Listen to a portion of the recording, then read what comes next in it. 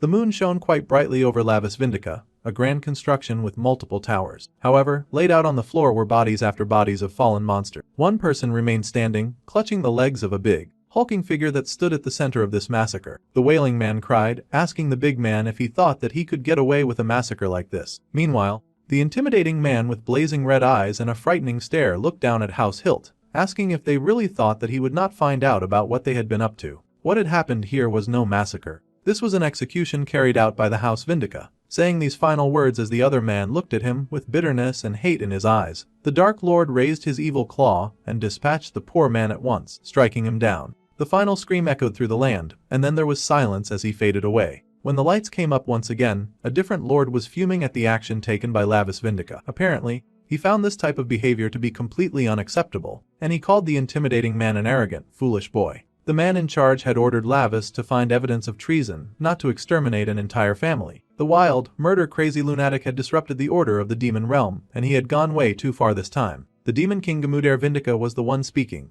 Lavis challenged this verdict, saying that he had found evidence everywhere. The old man knew as well as he did that those hilt jerks were hopeless. It was one thing to find a rebellion, it was another to massacre an entire clan bra. He yelled that thanks to those geezers who had been clinging to House Hilt, they could not punish them even with proof. They had gotten away with so many wicked crimes, someone had to do something. As the man spoke, one of the silent onlookers seemed to be watching him very closely. Still, Lavis' father was heavily disappointed. There was a proper procedure when it came to enforcing punishment, and that procedure did not at all require his son's petty and very violent justice. The young Vindica laughed at his father's notions of procedures and enforcement. All of these were words that threatened to crack him up. The man yelled that darkness was swallowed by even deeper darkness. That was the right way to deal with things. That was supposed to be the law of survival in the demon realm. Yeah, the boy was quite hopping mad at this point. There was little hope for him. The father sighed as he stared down at his raving son, and the boy kept going, insisting that the great demon king should hear his logic. If a person could not even swallow a darkness as obvious as this,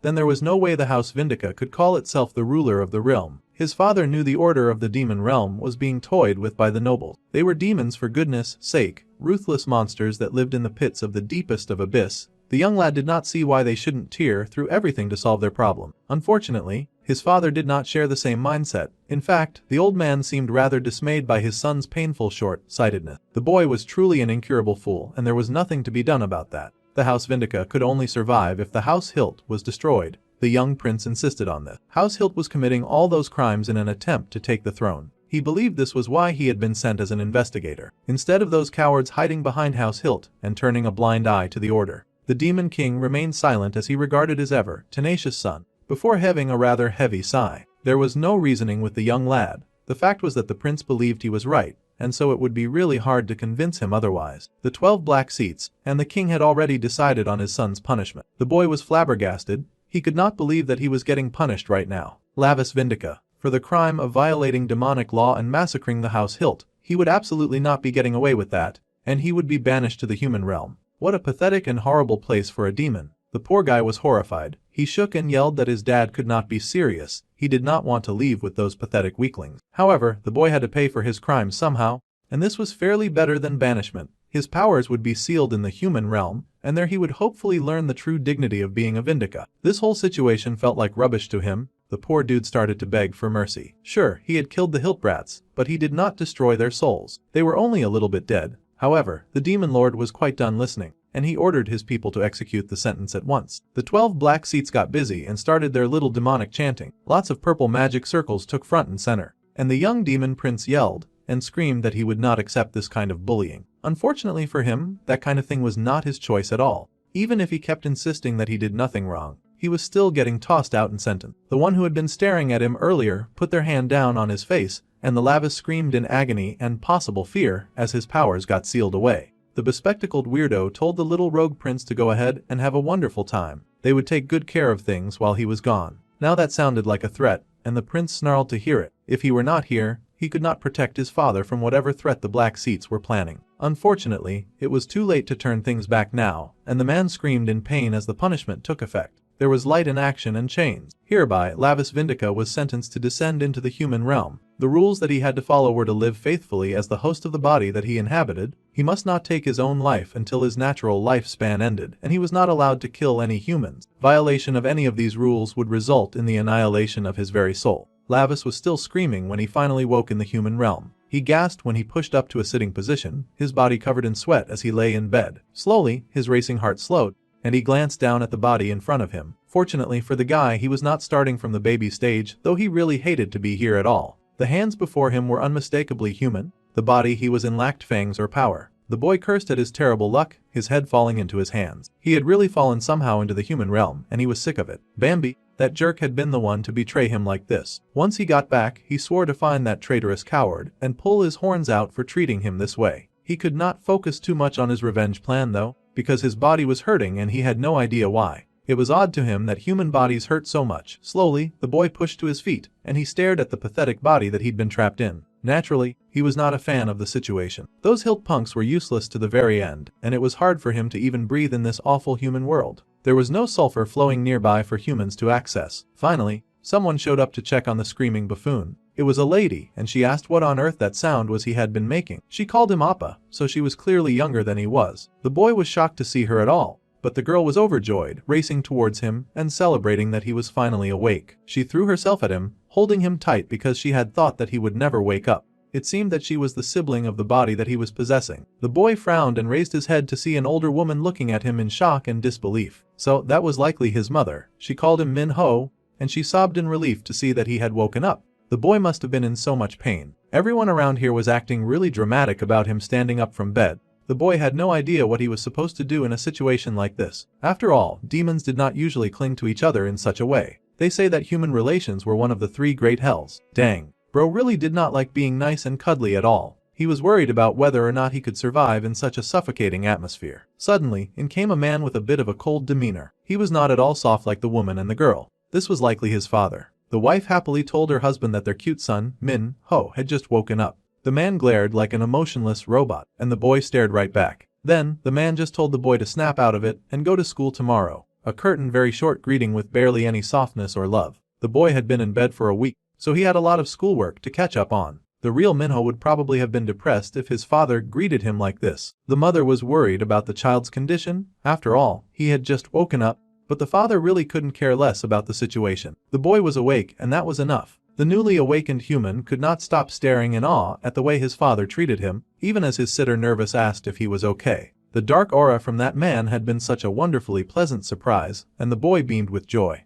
Now that was the kind of attitude he was used to in the demon realm. He definitely liked a cold and calculated person like that very much. He had not realized that even some humans could act like demons. That was such a delight to discover. While the dude was gushing over his father, his sister was very confused. Then Lavis caught himself. He did not want to be caught dead liking anything from the human realm. He needed to be careful until he got his body's memories back. That was a wise move, because the boy could tell that there were a few things that he probably should know about his family, just as his father had demanded. The next day, the young man found himself in a school. They did not really have this kind of thing in the demon world, but his mother dropped him off and told him to call if he felt sick during class. The boy said that he would and trudged forward while the woman watched with worry. The young lad had already graduated from school a good 600 years ago in the demon realm. Having to share this mundane exercise with humans was hardly going to be a delightful experience, and he cursed the fact that he had been sent back at an age to go to school. This really was hell. Human relationships were hell, and even in the classroom, the boy remembered that humans did not live for 100 years. He figured that he would just stay quiet and avoid soul annihilation while he was here. It would be too unfortunate if he were to accidentally kill a human just because one of them got him upset.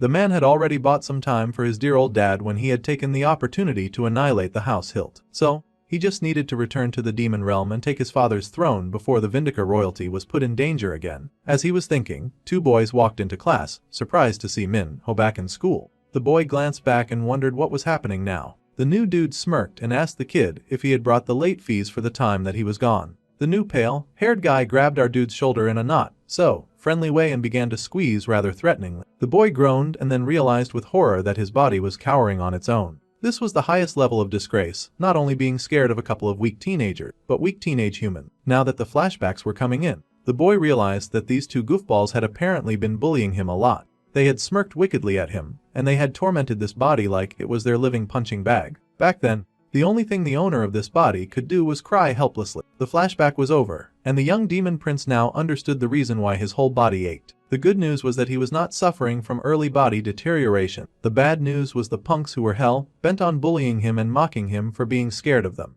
They laughed that the boy had gotten even more pathetic, and they wanted to give him a proper welcome. Not only did they take joy in beating him up for fun, but they were apparently also taking money from him. The young demon prince could not believe it. He was totally getting bullied right now by a couple of punks. He recalled when he was younger at school, and the teacher had shown the image of a human. Everyone was so disgusted by their hornless and vulgar appearances. The demoness teaching them had smirked, saying that humans were definitely infinitely vulgar beings who would do anything to hide their own weakness. Moreover, they were foolish creatures who worshipped both demons and angels. Back then, Lavis had scoffed that they should just burn those pathetic humans away. Even the teacher agreed with such a statement. If they ever encountered a human, crushing their vulgarity into dust was definitely the best course of action, and she happily tortured the demons dancing on her palm. A mere human now dared to bully him, heir to the Demon King's throne. Lavis could not believe this insufferable insult from a weak loser. Meanwhile, the bully was chilling. After all, messing with people was his daily routine. He had no idea that he was about to get the shock of his life. Suddenly, a hand fisted in his hair, much to the boy's surprise, and the boy's face got slammed right into the desk. Without wasting any time, the young demon prince moved straight to his revenge to punish the fools who would dare to touch him. Now the second bully was absolutely shocked, and he rushed forward to defend his friend. Lavis was surprised to see his magic react to the boy's movement. If his magic was still working, then that means that he could defend himself at least against these weak creatures. The bullies were yelling and asking if he had lost his mind after almost dying. Perhaps he had. They should be more careful when choosing who to bully if they do not want to suffer from nearly dying as well. Punk number 2 threw a violent punch, but our guy was able to dodge that flawlessly. It seemed that human insults were a great stimulant for his magic, so there was a link between profanity and magic. That was a fairly new one. But Lavis was not about to complain, and he whacked that fool with all that he had. He hit that bully so hard that the jerk went flying into the locker. Now, all the students were shocked and terrified at this development. The class punching bag that none of them had bothered to defend ever was rocking his bullies. The boy's magic should be sealed away in the human realm, but it seemed even in a human body, his magic was reacting to malice. Oh, this was too good to be true. Someone called out to Minho, unable to recognize him at all. The first bully stood up, and he grabbed a chair with the intention of payback. The bespectacled kid called out to his friend, yelling for him to watch out. The boy turned so fast enough to land a very well-deserved kick right into that idiot's gut and send him flying. The first bully stumbled, wheezing from sheer shock and discombobulation. He could not believe his victim was turning the tables so violently. The bully called him weak, but he was not looking very convincing, considering he was on the floor and clutching his belly like a loser. The boy commented that humans often get more vulgar to hide their weakness. He asked if cursing like that made the bully feel strong. However, Lavis did not mind, and he wound up his foot to give a sure kick to the back of that idiot's jaw, sending him flying for real this time. The source of human profanity was his mother herself, so all these idiots were doing was just making him stronger. Now the class was abuzz because Min Ho had beaten Tae Woo and Song Jun. Meanwhile, this whole exchange was wonderful news to Lavis, so all he had to do was stay quiet and not kill anyone until his time was over. Now that was perfect, and the boy smiled wickedly. He asked if there was anyone else who wanted to curse at him with the most demonic smile on his face. In fact, Lavis was excited to find out if anyone else wanted to swear at him. The other students could not believe that this was really Min Ho. The boy standing before them was barely recognizable. Suddenly, that weak, pathetic boy who had been bullied to the underworld and back was standing before them, strong and maybe a little bit crazy. The boy with the glasses stepped forward hesitantly to ask the other boy if he was okay. The dark-haired boy smiled, noting the bespectacled boy as someone who had tried to help him earlier, though with minimal effort. He looked perfect to use as his attendant. Unfortunately, the main character was still knee-deep in demon logic, and he smiled down at the other kid, saying that he was fine. Hours later, people could not stop talking about the amazing feat that Min Ho had pulled off. He had taken on those bullies all by himself. That was amazing, and the little nerd asked if the boy had somehow reincarnated into another world or something. The demon prince was shocked that he had been found out so quickly. The little nerd asked with excitement if he had reincarnated from a martial world. That was the kind of thing that usually happened in comics like this, or if the boy had come back from a journey inside a game. Meanwhile, Lavis was thinking that this attendant had already noticed his true identity. Back in the demon realm, he had been warned against killing humans, as that would result in true soul annihilation. The demon prince had scoffed back then, pointing out that their teacher had encouraged them to crush vulgar humans. His friend Bambi had said that was just something that was said offhand. They really could not treat human death so lightly, apparently. They were gods who governed death. Just like the angels protected their flock, they had to look after their own set of devoted believers. However, the boy pointed out that humans were always trying to kill each other. Yeah. Well, those tiny beings were foolish, and that was precisely why the demons existed. Lavis did not really get it, but Bambi wanted him to remember this. Killing a human would lead to soul annihilation, and this mattered greatly. The man scoffed that he was a demon god, so he would likely never go to the human realm. Funny how life worked. And now he was stuck in that stupid realm trying to decide how to handle the matter of the squirt who knew his identity. He was not familiar with isekai, so he had no idea that was what the little nerd was talking about. If he couldn't kill humans, he wondered how to silence them. However, the little nerd seemed to be doing that fine himself, and he sighed that it would be really nice if reincarnation really existed. He really wished that he could wake up in another world. Lavis could smell desperate suffering coming from his little friend. The nerd admitted that reincarnation and stuff like that were just nonsense, and he knew better than anyone how much the boy had endured before he had snapped. It seemed the little human had not realized the truth after all, but he still smiled with pride at his friend who had fought so amazingly earlier. Honesty, the little nerd was proud. Somehow, praise worked in the opposite way for Lavis, who was horrified to be praised by a mere human. All he had done was throw a few bullies around. It was nothing compared to his true strength. Later that night, the boy considered his current situation. When humans cursed him, his demonic power definitely activated. A demon imprisoned in a human body should not be able to use magic. He stared at his hand and wondered how his father could have made such an error. The whole situation was suspicious. Then he happily chalked it up to his almighty power that had no limits. The boy was thrilled. He was in the middle of celebrating when sudden pain shot through his arm, and he clutched it in agony. It was still dark outside, but the boy was writhing in pain. Despite being so advanced, he groaned at the fact that his body was just far too weak to handle his own power. His whole body hurt. He had only lived as a human for one day, but things already felt quite miserable. If his body hurt this much from exercising just a little bit of his power, the boy wondered how on earth he was going to get any darn sleep. Eventually, he did fall asleep, and the dark sky outside slowly brightened to the light of the morning sky. The sun rose over the school, and it was back to learning in the human academy. It had been forever since they had a normal day at school without those bullies hounding them for their money. Thanks to Minho, nobody was messing with them. The boy scoffed that he would rather just beat up anyone who dared.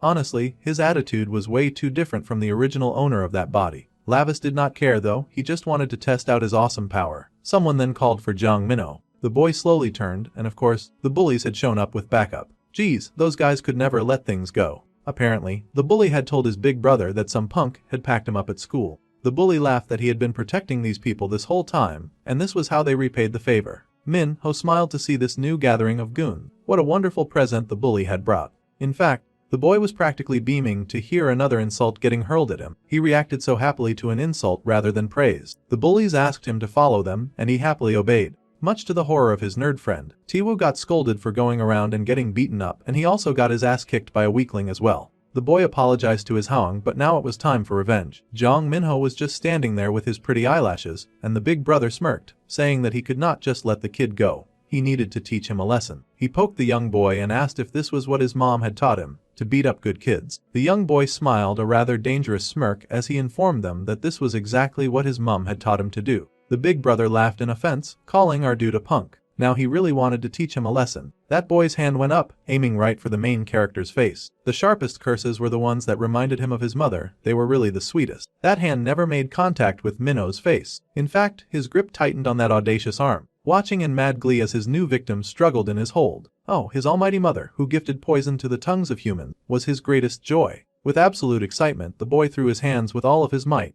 knocking down the wicked one who tried to oppress him. Violence only binds the flesh, but they said a rotting voice gnaws at the soul. These pitiful beings were desperately calling out to his mother, and the other bullies watched in horror as that dude got pounded into the pavement. The big brother was getting beaten badly, and he yelled for his backup to actually be useful in his life and back him up. They're bad, they thought that he got this. Now, they were going to sink to the pathetic low of coming after him as a group. Truly, humans were pitiful creatures, but this worked well for our dude as well. Against great evil, greater power gathered. As all those pathetic rats raced at him, the boy worked hard to beat them back and forth. His eyes shone a brilliant red, and he gave those bullies the kind of beating that would rest their moral compass. It was so shocking that even his nerd friend got terrified just witnessing it. By the time he was done putting his hands on everyone, our dude had to flex his fingers for a second and take a deep breath. All the pathetic weaklings lay at his feet, coughing and gasping in dismay, and the boy spread his arms like this sort of agony was what brought him true joy. It was so refreshing. His uncle had granted violence to humans when his mother created curses. Violence was really the best. Now he understood why that power had been given to humans too. Truly, the best for any type of communication was violence. Basking in the overflowing ray of his uncle's gift, the young prince expressed his joyous gratitude. Now that all the D-class bullies had been taken care of, our dude recalled that his nerd friend was still in the area. The boy Minho smiled with joy, but there seemed to be a pair of demonic eyes watching him. It was a little spying rat, literally a rat. As they could see, the task that had been ordered had been carried out properly. The uncle smiled as he looked down at his adorable nephew Lavis. It seemed like the young kid really liked his uncle gift. Lavis sure had a really loving family. A demon bloodstone had been embedded in his eye instead of the taboo stone. Bambi had made sure of that. Now, they wanted to see just how long this boy would be able to endure without killing someone and eternally damning his soul. There was a lot of demonic laughter echoing from the Vindika family castle. Lavis was not exactly the most loved person in his family, especially after the stunt that he pulled with wiping out the entire Hilga family. The demon prince was known for always getting his way, and no one was crazy about this. There were a few who could rein in that stubborn brat. Still, tossing him into the human realm without a second thought was really something. Gamodere really showed no mercy. To deal with a vicious high-ranking one, only subjugation by force would work. That was the creed of the Lord Gamodere, the great demon king. The human realm was where even the demon world sent its worst criminals. It was kind of crazy that a life of weak mediocrity was peak punishment for demon kind. Lavis would likely not adapt easily at all. That tiny brat had grown up so fast, and now he was causing so much trouble. The uncle remembered fondly how he used to bully the heck out of him. The assistant Bambi asked if this was why the uncle had gifted that brat a demon bloodstone. Suddenly, a new attendant came in with the announcement that the preparation to manifest the sinner sent to the human realm was complete. The demon grinned. He wanted to see them at once. The demon obeyed the command and worked his magic over the bowl before him. Since Lavis descended to the human realm, the boy had long departed from the land of all things wicked and sinful. He would inevitably come face to face with a group of rather devious individuals. Dark magic was summoned by the Lord Barca and transferred to the bowl that Bambi was currently working on. The magic boiled and rolled together, churning and spasming in Banca's hand. He was very excited for his nephew, and he wanted to show him true darkness because this was how demons showed love. Later that day, someone had to ask Minho what on earth had happened. Even Taewo Hyung had gone down so easily. The nerd was excited and happily cheered for his friend, saying that it felt like he had been watching a movie or something like that. The main character just laughed as he tried out this dish called Hellfire,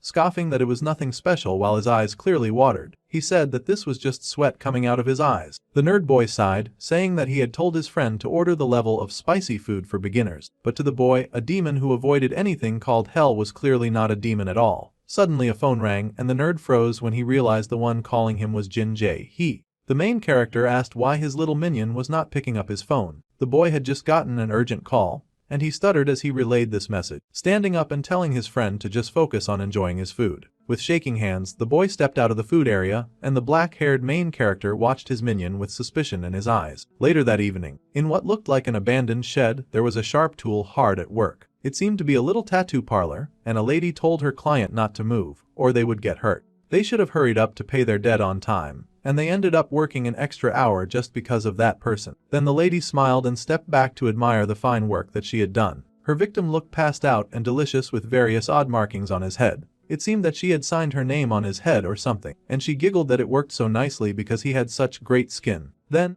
a voice called out to Miss Jae-hee, telling her that they had brought the person that she was looking for. The lady turned, a femme fatale, and she smiled down at the trembling little boy before her. The lady smirked, asking her little visitor why he had come so late. His name was Cyan, and he was the main character's nerd friend. She wanted him to come a little closer. There was something that he had to see. Naturally, the boy was a little hesitant about this, but he did come, and soon he fell into the trap of her unforgiving grasp. The lady held his face in a vice grip, telling the boy to open his eyes wide and look carefully. He showed the boy the work that she had just finished on the other man, who was lying delirious on the table, asking the kid what he thought this meant. The little markings that she had made on that man's head spelt "do" in, which meant thief. He was a lowlife who could not pay his debt, so she'd had to punish him. It would be really unfortunate if she had to do the same to the cute little boy in her grasp after all. The boy trembled as the dangerous lady asked how his story was going to turn out. Lim Shan had a promise with her, and she asked how that was coming along. The boy shook as he struggled to say something, and he mumbled that he kept getting bugs, but instantly, his glasses were slapped right off his face. Her work was no joke, so she'd prefer it if he would take the situation a bit more serious. She wondered why he was so damn slow that he could not get it. The boy screamed in fear when she grabbed his arm and prepared to tattoo a mark right on his sensitive child skin. She asked if she would have to carve her instructions onto the back of his hand just so that he could understand. The boy panicked and begged her not to. So, Lim Shan was told to listen very carefully. This was going to be the last chance that she would give him, so he had to do exactly as she told him to do. He had to make sure that everything was ready, too,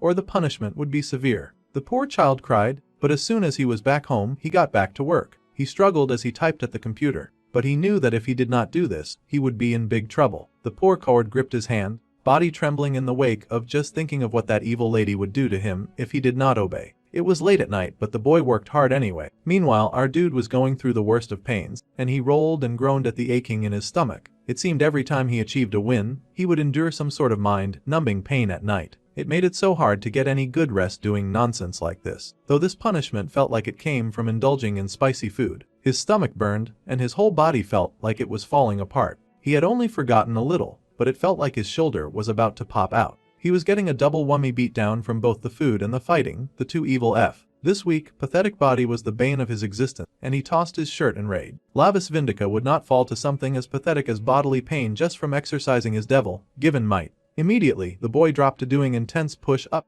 raising and lifting himself from the floor to build his arm muscles. He would rehabilitate this trash body no matter what and reclaim his all-powerful nature from the depths of despair. No pain would ever make him submit ever again, and he screamed with all of the strength that he had. The bright morning sky came in, and everything sparkled and shone under the sun. The young lad San looked at the little device that he carried, the dangerous app that he seemed to have formulated. It was a terrifying thing made at the request of a very terrifying woman. She had instructed him to make sure that everything was ready, and the boy curled his hands into a fist. He did not want to be responsible for something like this, but he had no idea what to do and how to keep living a normal life when a crazy witch was after him. Suddenly, someone grabbed his shoulder, and the poor boy screamed. Of course, it was Minho, his friend, or his master. The way Lavis saw it, the jaw-droppingly beautiful teenager asked why his friend was acting so startled in the middle of the day. That kind of behavior was annoying to him. The little nerd stared at his friend in shock, and then wondered if he could possibly count on Minho. His friend had suddenly become tough after all. It was worth a shot. However, like a good Samaritan, the boy bit down the idea. Even Minho would be in danger if he got involved with Jin Jae-hee. She was a mad woman that terrified even the strongest of men. He did not want the lady to hurt Minho, too. Meanwhile, the young demon prince turned in shock as he was hit with a nostalgic smell. He had scented it before, a scent that was familiar from his past life. As he was just thinking this, a girl who had been passing by suddenly crashed to the floor beside him. Apparently, her name was Sunji. Sion immediately rushed to help her, asking if she was okay and telling her to get herself together. He even shook her and asked if she was hurt somewhere. The girl looked like an actual mess. She was drooling, and her eyes were rolled back. She looked like she was deep on the worst kind of high illegal substance that ever existed. It was troubling to see her like this, and the little nerd jumped back in fear. Now that the young lad stared at her, he recalled that what he scented was demonic energy. There was no reason for demonic energy to be alive and active inside a human. Teachers rushed onto the scene while the main character was still pondering the situation, and they carried the poor girl, telling her to hang in there as they took her to the infirmary. As she was whisked away, the demonic teenager noticed something else that was odd. The girl had a demonic magic circle carved on her arm for some reason. It was the crest and symbol of the Hilka family, the family that he had worked so hard to wipe out. So those lousy demons were going to keep bothering his life even while he was getting punished. Of course, our dude had no intention of tolerating their nonsense. He had no idea why that crest was on a human body, but he was about to find out. Later that evening, someone approached. The security was alarmed to see the hooded figure and told that person to pause. She asked if this strange visitor was Sunji's friend. Even if he was a friend, he could not go in as she needed to eat right now, and they were not taking any visitors. However, the boy turned to the security lady and immediately hit her with some almighty oblivion. The woman's eyes lit up in shock and demonic energy took hold of her mind. The poor lady returned to her seat, abandoning her duty, which allowed our dude to go in uninterrupted. Even with such faint demonic power, he was impressed that he could still use this kind of ability. It would be temporary, though, so he needed to hurry this meeting up pronto. Once he was inside, he found the student sitting up and glaring at him. She asked who he was, and he redirected that question because who on earth was she supposed to be? No human should have a demonic mark. The girl immediately tried to get snippy with him, asking what was wrong with him and why he was suddenly barging into her room. However, he grabbed her hand, and she yelled that it hurt. He did not care. He needed to know why a human would be carrying a symbol of a demonic family. The girl yelled and asked what on earth he was talking about. She was not being forthcoming with answers, so he threatened her. If she did not want to suffer even worse consequences, then she would hurry up and answer his question with all the honesty in the world. He demanded that she reveal her true identity. The girl trembled when she activated his demonic eyes, and she found herself at a loss for words when faced with the might of his grand demonic power. The poor girl was face to face with a demon. She was not having a great time at all. A dark, demonic aura pulsing with every evil power known to man was hardly the kind of image that any normal high school girl wanted to see after a breakdown in the middle of the halls. She was horrified to see a demon, shaking with fear as she desperately tried to explain. The situation was very easy, and the boy growled at her to spit it out. This poor girl was not having a very good time, but she would try her best to explain. Really and truly, she did not know anything about why she had collapsed that afternoon. Jae-hee had told her that he had to get this tattoo if she wanted to join their crew, which was why she had it in the first place. He had also said that he would give her some diet pills too. It seemed that the scary woman who had been haunting Cheyenne was actually a dude. The faint scent coming from the trembling girl was definitely demonic, and he recognized it as a scent that he had smelt from the demon realm. It seemed this young girl was telling the truth. He remembered a time when he had ventured down the path of a very deep and long spiral staircase. Bambi had been there, they had both been younger back then, and his favorite demonic blonde sidekick had complained that they were going into a restricted area. Lavis had just shrugged at him and smirked, calling his blonde friend a coward. Of course, his friend got annoyed by the insult and yelled that he was not scared, he was just not crazy about getting punished because of the rebellious prince's antic. If he was so bothered about it, Lavis told him to just leave, but the blonde was not going to leave either. It seemed the boy had a thing for nerds with glasses. His resident demonic nerd had worried that the prince would get into some serious trouble if he left him alone. Still, the kid was a little worried, and he wondered just how far they were going. They ventured deeper and deeper into the underground, reaching a very dark and wide, menacing-looking door. As they looked around, the blonde saw it as an opportunity to drop some neat fun facts. First, he asked if Lavis knew that being in the dark reminded him of a story. Of course, the prince was not aware of the story he had in mind, but he was all ears. So Bambi began his narration. It was about those who possessed eyes that transcended their species. From what he knew, there were two ways they lost their sight. The fight way was that the light was too bright, so it would blind them, or creatures that saw nothing at all and their eyes had atrophied. In a dark place like this, it would not be out of place to find creatures like that.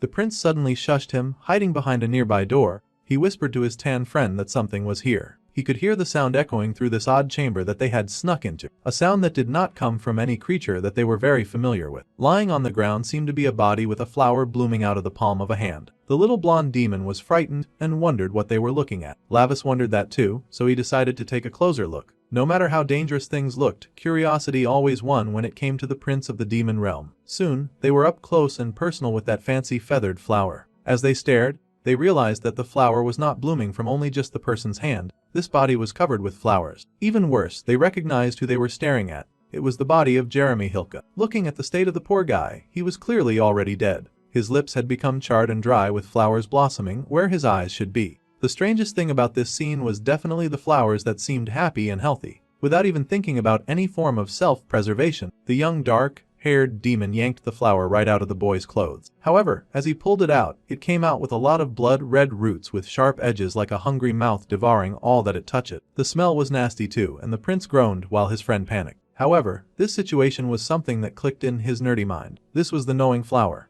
Yeah, now Lavis could remember where he had experienced such an offensive scent, and this girl in the hospital was carrying the same scent as the gnawing glower. The poor girl sobbed, asking for the boy to spare her, and he fell silent as he stared at the pathetic, chugging idiot. Looking out the window, he could see a nice gathering of bats outside, and those creatures were definitely watching him. It seemed someone in the human realm had been expecting his presence, and they chucked at finally meeting him. Later that night, in a fairly abandoned area, a hooded figure casually walked around with his hands in his pocket. Pretty soon, he had found the Jin Jae-hee tattoo shop. The Hilke crest and the gnawing flower were two signs that he could not ignore after he had put in all of this effort to wipe out that evil family. In fact, it was all so shady that the boy could not believe that any of this was a conversation. Meanwhile, some goons were just standing around and waiting near the exit area. They sighed greatly, wondering why their bro Youngmu was so obsessed with that high school brat. However, their bro did not want the brat, just the app that the brat had made. One of the goons laughed, asking if they were going to be doing high-tech jobs now. Some of the other goons could not focus on his words because they realized that the idiot was playing around with the blue ribbon substance. Youngmu had only developed that one recently. The other goons warned the guy to go easy on that stuff because they had already heard about what happened to Ju Sangai. The other idiot laughed that it was brand new, so the side effects were gnarly. At any rate, the idiot goon did not really care as long as the drug felt good.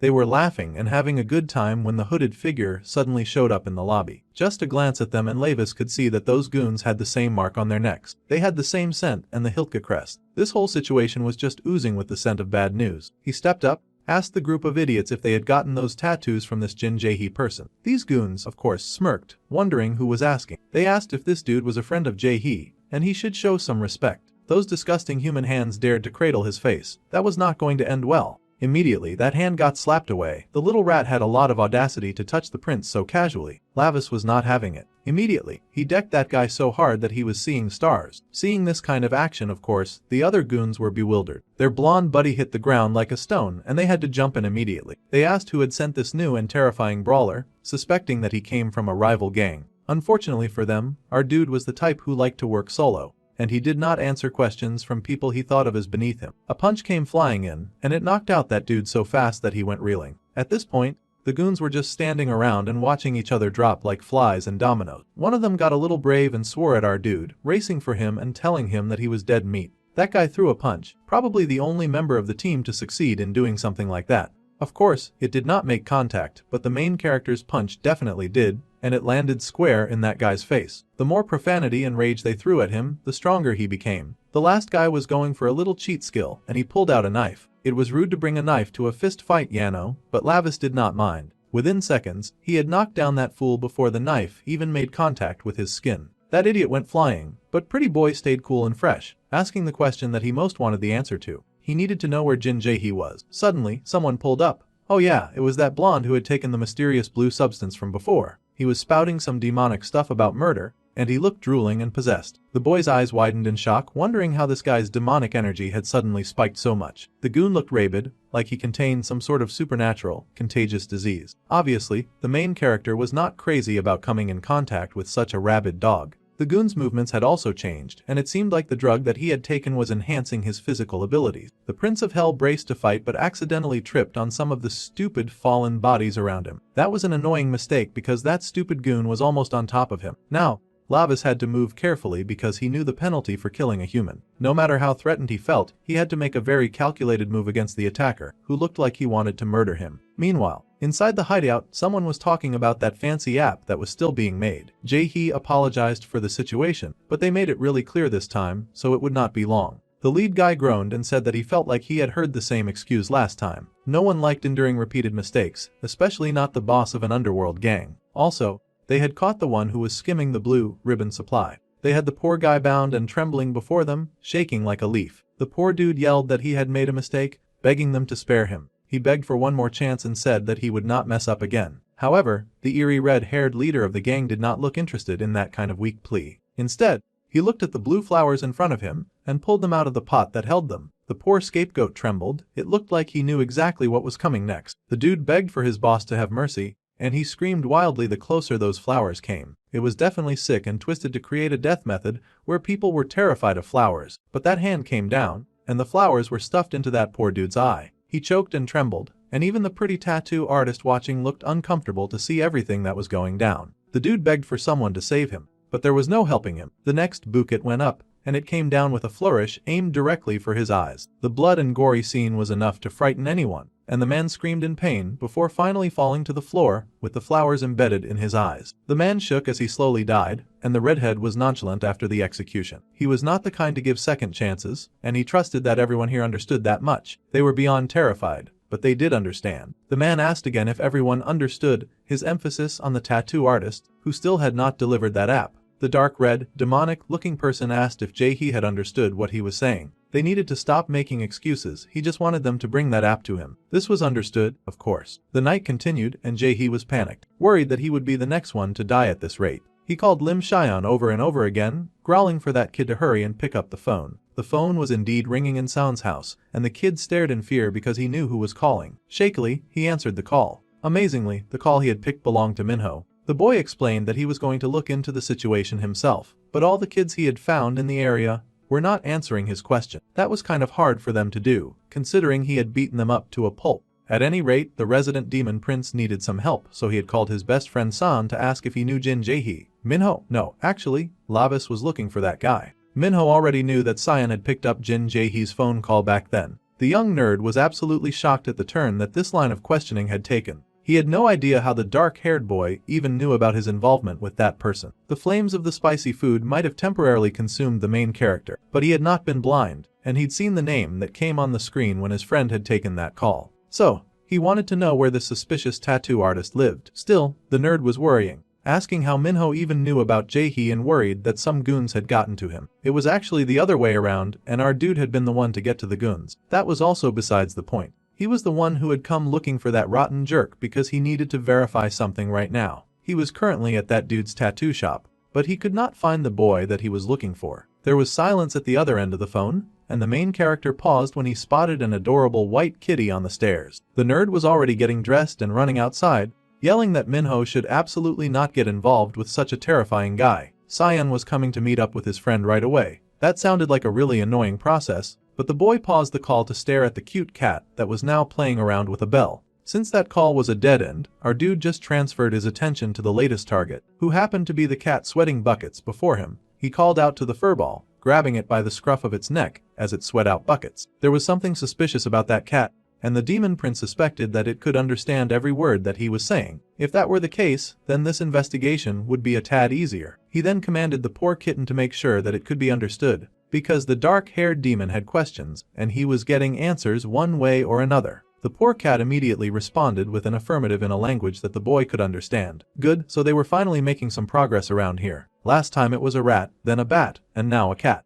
Minho had already suspected that there was something watching him, and he demanded to know exactly what this creature was. The poor thing was a little nervous, but it admitted that it was a monitor from the demon realm sent to the human world. Its simple mission was just to keep an eye on prisoners without being noticed, that was all. Clearly, it failed terribly at the not being noticed part, but that was the only reason that it had been watching over the Lord Lavis is all. The boy narrowed his eyes at the pathetic creature before him, wondering why its demonic energy was so weak and pathetic. Honestly, he was finding it hard to believe that the creature was a demon at all. However, the little creature admitted that it did not know how the Lord had managed to notice him. A white cat in the middle of an alley like this stood out way too much. Plus, the stupid thing was standing on 2 legs right now. If it were going to spy as an animal in the human world, it should at least know how those animals behave. At this point, there was no need to ask the silly thing any more questions. Our boy had gotten the answers that he needed. Then, the prince made a new request and tried to summon the master of this creature, beckoning the master to show themselves. The creature stared in awe as the demonic power took over its body. Meanwhile, back in the demonic world,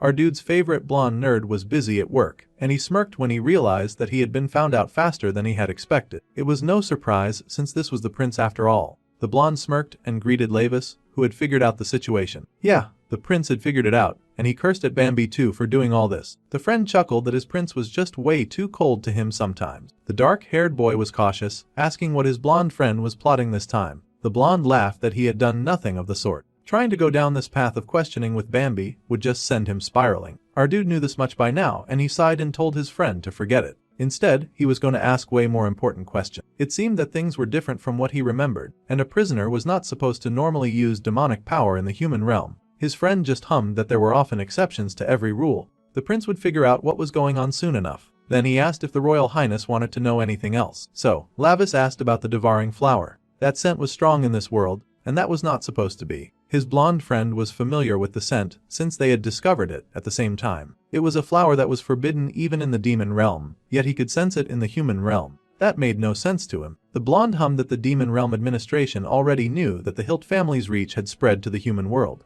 They were persistent troublemakers, so they could not exactly say that they were completely wiped out. This got Lavis heated immediately. He had wiped out the entire Hilt family, yet the Hilt family was still causing trouble even in the human realm. It seemed that they had some remaining forces in this world. Bambi laughed because he could neither confirm nor deny any claim, but the human realm was not what it used to be. It was now a playground for all sorts of conspiracy. In fact, this current situation worked perfectly fine for their agenda. Since the prince was already there, he could go ahead and clean up all the troublesome things that existed on Earth, too. The prince frowned and wondered what on earth his friend was talking about. He demanded to know what else was going on over here. But it was not like the blonde was very forthcoming when it came to certain information. The cat was right back to meowing, and Lavis glared at it in rage, the poor thing taking the full brunt of the prince's displeasure. The prince cursed, but at least he had gotten some useful information for now. Meanwhile, Jae-hee was busy panicking a lot because he could not understand why his special app developer was not picking up the phone. He kept calling him over and over again. Time was of the essence right now.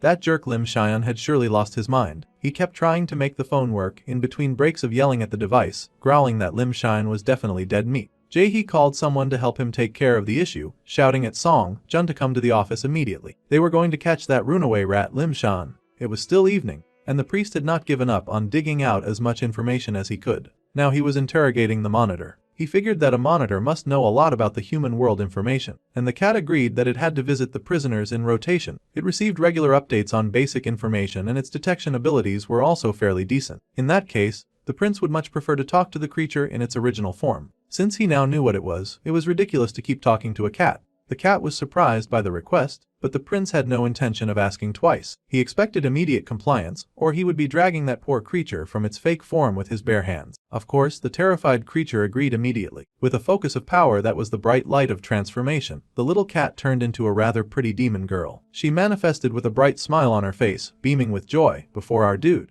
Now that the protagonist got a proper look at her, he scoffed internally because she looked painfully weak. Still, Bambi must have had a reason for sending her. Then, he asked what her name was, and the girl nervously admitted that she did not have one. She was just a monitoring spirit after all, a tool that existed to be used. In that case, Lur dark-haired main character proceeded to give her the most random name known to man. He called her Street since he had picked her up from the street, so that she would never forget where she came from. It was such a lousy name that it would be better for future generations if he never gave anyone another name again. However, the poor girl was so bottom-rung in demon society that she was overjoyed about getting such a rubbish name. With joy, she thanked the prince for naming her. Since he had sort of officially claimed her for his own use, he then instructed Hatchi tell him everything that she knew about the human world. The girl leapt into obedience immediately. Meanwhile, the young Cheyenne was running as fast as he could to find his friend. He was worried about Minho being in danger, and he groaned that he should have kept refusing those wicked people until the end. Now his friend was in trouble. The poor boy had thought that he had hit a jackpot when he had participated in a contest and had somehow won the challenge for creating an app. However,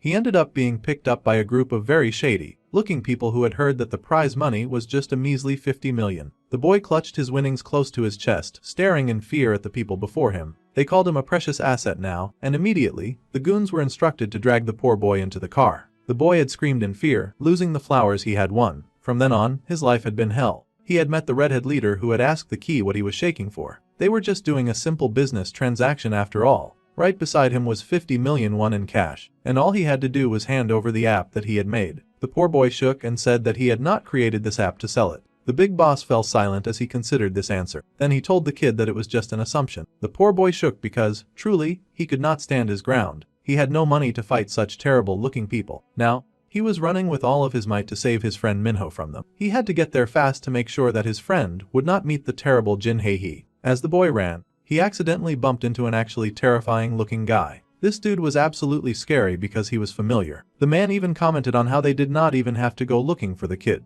The boy was terrified because Jae-hee had found him instantly, and the wicked tattoo artist promised the kid that he was finished now. This was the time that he would surely meet his end. There was a grunt of pain which did not signal any good thing for our friend Lim Shan. From now on he was sentenced to a life of managing the app in a guarded room. If he did not want to be locked up for the rest of his life, it would be in his best interest to do it correctly. The boy yelled and tried to make them stop. Getting kidnapped was not exactly part of how he expected his life to go. Jae-hee was not hearing it though. His life was on the line after all. He informed the young boy that they would be watching his every move from outside, so he had better not get any funny ideas. The boy begged for them to stop, but it was too late. Plus they even left a guard inside to monitor him as he worked beside a giant computer. The poor kid closed his eyes, cursing his terrible fate. Outside, Jae-hee's goons curiously asked if that kid was really a developer. The boy looked like a total pushover after all. However, the artist knew that pushover geniuses were the best. They just needed what he built so that they could distribute the blue ribbon. The app he made was called I'm Here, and they wondered how a strange, sounding app like that was supposed to be a distribution channel. Even the name sounded like trash, just like the kid who made it. However, the corny-sounding name was necessary for the distribution's success. Even the logo of the app was friendly and warm, with a mix of blue and pink ribbons. The redhead showed up then. The big boss himself had come into town, and he asked if everything was ready. That thing that Lim Shan had made was the core of the blue ribbon project after all, so they had to make sure that everything was going well. Once they had the buyer's data in their hands, they would be able to manipulate the market however they wanted. The real-time location sharing feature would also quickly become their primary weapon for expanding the business. This made the goon visibly excited to hear that they would soon start selling the blue ribbon for real. The demonic-looking redhead glanced down at the sweet in his hand, mumbling a half-hearted confirmation. It was now time for them to show this drug to the world. This was the boss's decree, and he smiled a malicious smile. Choi Yuri was called and told to sign up for something and to add another person as a friend. Already, the app was making its rounds. It was marketed as an app that gave a cash app if they accepted the friend request. It was 30,000 won per person. The girls were shocked to hear such news about how to make such easy money. They would even get 100,000 if they just added 3 people. This got the other people excited, and the girls hurried to get their friends to take part. Even in a class of idiots, there would always be one who adhered to caution, and she had to ask what this app was even for. The oppressive force of the group did not even care as long as she got money, and she told the sensitive girl to just obey and sign up. There was even an event for signing up, and they gasped in awe at the very dangerous drug that was being marketed as diet pills, proof that young people would really buy anything. They were offering these diet pills for free, of course, and they dared to lie that the health functional food was certified by the Ministry of Food and Drug Safety. The girls cooed because they found the name of the drug to be very pretty. In just a day, their numbers had skyrocketed thanks to all their lies and the power of trends. The little gang was amazed by how many people were joining their app. It was as expected of boss Youngmoo. Still, Jae-hee was kind of pissed that her goons had not caught the monkey that trashed his shop. The goons admitted that they had checked the CCTV in the hope of placing a face. Unfortunately, for a reason that they could not understand, they had been interrupted by a bat. Despite how weird it sounded, the goons had gone into the security room, and a big bat had been hovering there, staring right at the camera. They had gone round to check the other cameras, but they had an even weirder interruption, like a rat that was plastered to the CCTV. None of this made any sense to the tattoo artist, and truly, the main character had been right about that monitoring spirit being so bad at acting casual. The big main goon checked his phone, and then he called the artist's attention. No matter how heated he was, they had other things to attend to, and it was time to go. The blue ribbon stock had just arrived, and they had to go deal with that. The sun continued to set over the scene of the beautiful city, and our dude was on the move again. He was pretty, exceptional, and glaring down at the latest thing to catch his attention. He asked what street his unfortunately named familiar was up to, and the poor cat first apologized for putting on a bit of weight lately. The boy could not care less about that. He wanted to know what was up with the investigation that he had directed yesterday. It was by no means an easy task, but he finally figured it out. Flashback to then. The main character had knocked down the blonde and troublesome character, and he remembered picking up the odd package blue product that had fallen from the blonde's hold. A quick sniff immediately informed the dude that it was definitely the scent of the gnawing flower. So humans had been consuming this nonsense so that they could awaken their ungodly powers. It was impossible to cultivate the gnawing flower without a host, and our dude wondered how they had been able to get their hands on a flower that was wiped out even in the demon realm. So his little spy had come back with some vital information on that candy that he told her to stalk called the blue ribbon.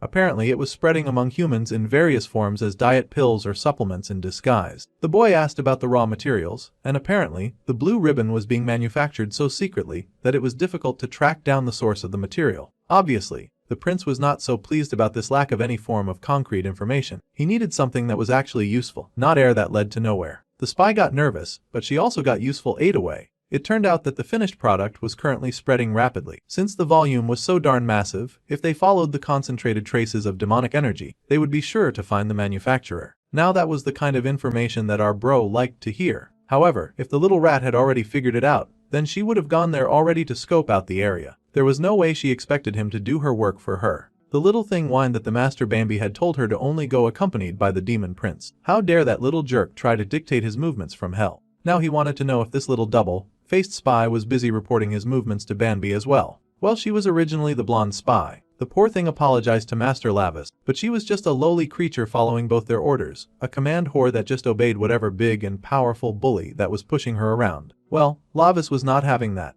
It was time for Street to pick a master immediately. She could only serve one, and she had to decide who it would be. It was either him or the blondie jerk that kept commanding her from the depths of the underworld. The little bluinette struggled to make a decision on the spot, tears in her eyes as she tried to think of the best answer that would not rock the boat. However, the demon prince was going to make the choice easy for her because he layered in some heavy amounts of intimidating and dark ladder, saying that if she went with him, then he would make sure that she would no longer be a lowly creature. After all, he had done her a favor by giving her a name. At this point, she owed him a favor. The girl stared in awe at her master, thinking in amazement of the kind of clever and sexy demon that she could become under his tutelage. The portrait was very enticing, and she gasped in excitement. If that was the case, her forehead kissed the ground, and she happily pledged her blood and flesh to the great darkness of the Prince Lavis. The boy felt very satisfied, smirking rather demonically, and he lifted his hand to pat her head. He, Lavis Vindica, would now take the little maiden as his personal subordinate. Something seemed to fly out of her head, and it looked like Bambi's control over her. Now that the dark-haired prince had established dominance, the kitty was truly his now. Now that he had permanently gotten rid of Bambi's control, the prince announced to his new pet that they would now head out to the location where the blue ribbon was being gathered. Immediately, she hopped to it, and the sky continued to darken into the evening. They arrived at an odd-looking place in the woods that seemed to act as a makeshift warehouse with a lot of large tanker boxes. This was apparently the area where the demonic energy of the blue ribbon was concentrated. Now that they were here,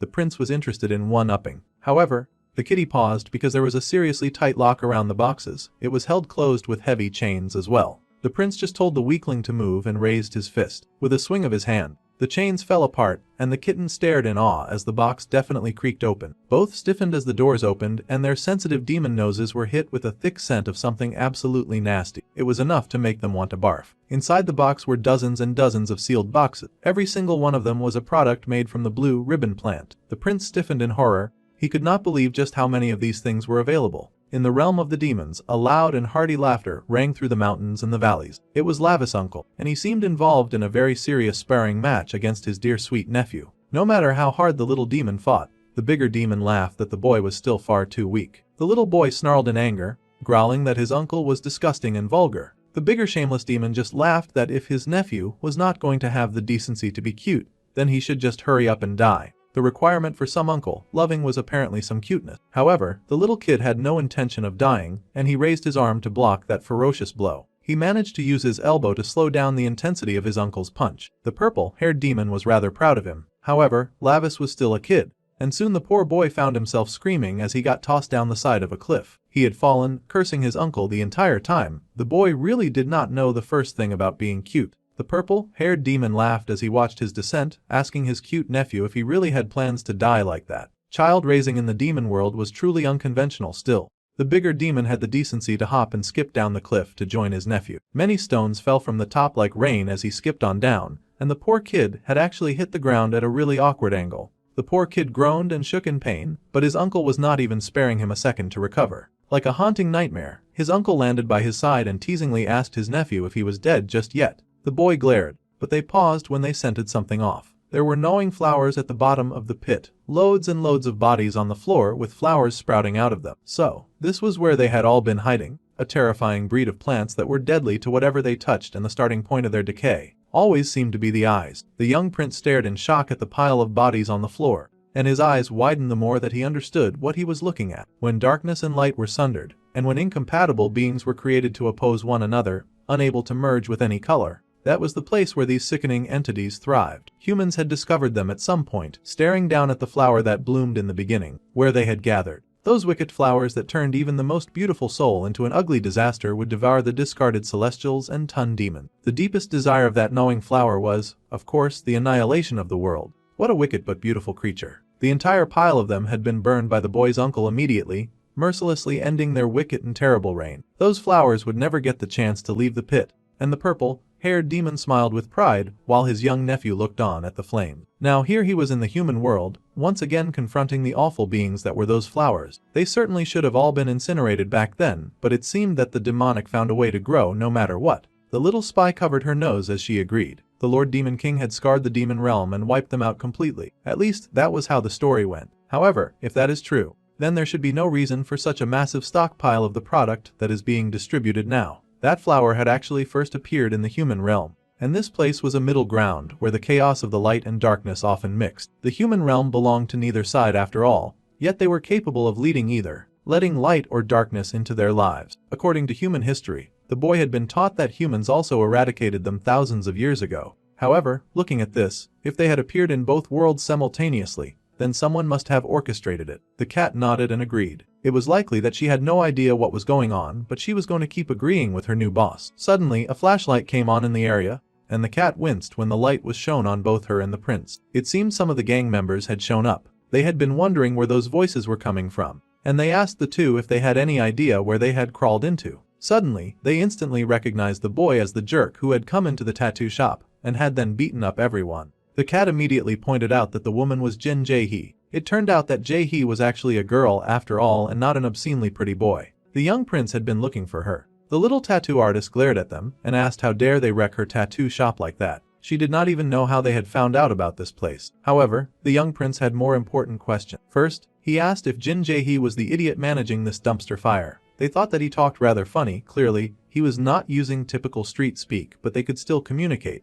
Yeah, she was the one in charge, and she wondered what he was going to do about this. Then, Lavis asked if she was aware of the raw materials used to make these demonic goods. The girl laughed, giggling at his choice of words. Raw material was a real hoot, and she asked if the boy was trying to steal their precious trade secrets right now. The boy sighed since it was not like it was strictly his business, really, but leaving things alone like this would really leave a bad taste in his mouth. So, He could not let this nonsense slide. The girl was thinking the same thing. They knew darn well what Youngmu would do to them if they messed up, so they had no intention of letting a stranger talk them out of the bad thing that they were already doing. The girl spread her arms and declared that this was a special distribution. She pulled out some of that sickening blue stuff and handed it to the goons who stood around her. They were the lower class thugs, not like the ones she usually worked with. Excited, they asked if it was really okay to take that stuff for free. Well, they were using it to protect their property, so she could let it slide this time. They should shut up and eat it immediately. Those idiots snatched the treat that she offered, devouring it like a pack of hungry lions. As they were doing this, the prince informed Street that with her current magic power, she would only get in the way.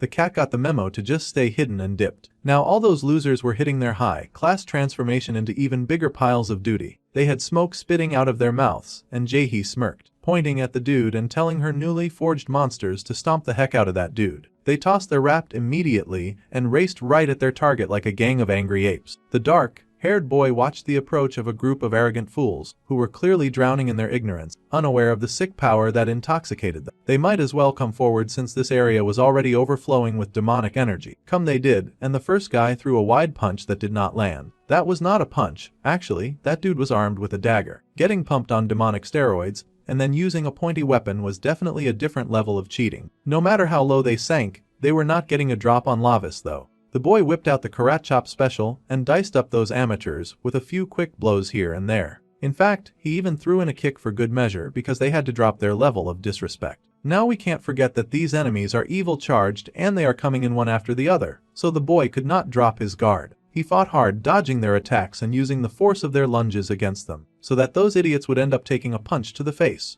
Then he whirled around just in time to get jumped by some dude who did not respect personal space. That little Lek was hugging onto his midsection like it was going to rain gold. That was tough, and the demon prince was having none of it. Unfortunately, that evil rat was the first to land an actual hit on him, and he got thrown to the ground. Getting his school uniform dirty was really annoying, even more annoying when that jerk tried to knee him in the face. Fool Lavis once, and it was a shame on him, but he was not about to let these losers fool him twice. Within seconds, he had grabbed the offending knee. His kitten had been watching the whole exchange with great worry and fear, but Jaehee was, of course, having the time of her life watching someone get beaten up. All of her mad and wild dogs were happily doing her bidding and spreading pain through a single target. Of course, she was pleased. Lavis had to keep up with 4 enemies at once. This whole vigilante thing was really not for a demon trapped in a human body. It was very inconvenient to have to fight cheaters using steroids. They had ingested a larger dose than last time too, so they were causing him serious trouble. In that case, the boy dipped and ran into the big box of illegal goods. He stuffed his hand into one of the boxed and grabbed hold of a packet of something. It almost seemed like Lice was going to indulge in the drug too, but instead,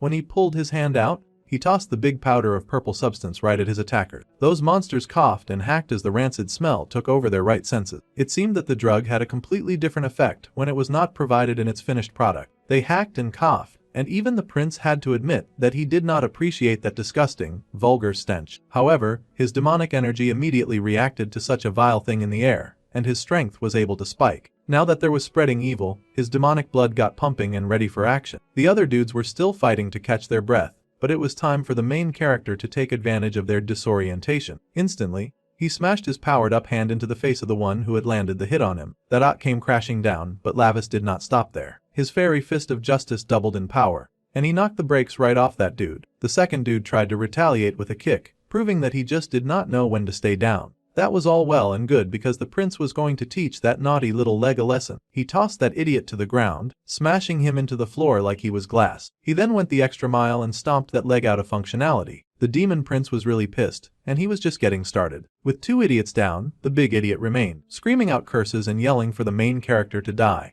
That was rich because the dark-haired boy had no intention of dying so early. He smacked that dude really good and sent him soaring. However, that guy was not allowed to hit the ground just yet, not until Lace hefted him up and then tossed him like a sumo wrestler. Big guys won big and stud ugly prizes. Now Jaehee was no longer smiling. She had no idea that they had signed up to fight the devil for whatever ugly reason. She had no idea how that kid had been able to beat the whole team all by himself. As it just so happened, our boy was still leaking demonic energy, and of course, he had a new target that was currently shaking in her boots. The aura that he was letting out was absolutely frightening, and the dark shadows that amassed behind him looked like the making of a horrifying elven monster. The girl shook and trembled as she stared in horror at what she was seeing. The boy that they were facing was like a ghost or maybe even something worse. At the 5th SC Concours, the ballerina on the stage took a bow as she stood on the stage in a frilly, cute little outfit. Then Yuri was called in. She was Kang Haeyeon's daughter, and with her skills, they could have easily joined the Venus Ballet Company. Just then, the redhead barged in to greet their very important customer. The woman yelled and asked who on earth these guys were. They had no idea where they were, and they should not dare to barge into this place when they were a bunch of thugs. They also had a pile of that special diet drug that they were selling to people. The redhead and his team chuckled at being called thugs, and they apologized for their rude entrance. However, they had just come in person to deliver a bulk order of blue ribbon. The lady stared in shock at the drugs dropped before her. It was a bright blue color, sealed in a jar, and the whole thing had a foreboding air. The lady's eyes were wide in horror as she stared at the medicine in front of her. The redhead said that she had no reason to look so flustered. They handled everything from manufacturing to sales themselves, so she had nothing to worry about. The woman was still hesitant. She had not expected the diet pills that she ordered to be brought in by a bunch of dudes who looked like they worked in the crime industry as the actual criminals. She needed to know if consuming this was safe. The redhead chuckled that she was asking this question at this point in time. She had already fed plenty of it to her daughter before sending her out to dance. They could see her twirling around on television right now. The girl was moving with some demonic brilliance because she was higher than the Eiffel Tower and bursting with inhumane strength thanks to those pills from the underworld. The girl stared in shock as she watched her daughter,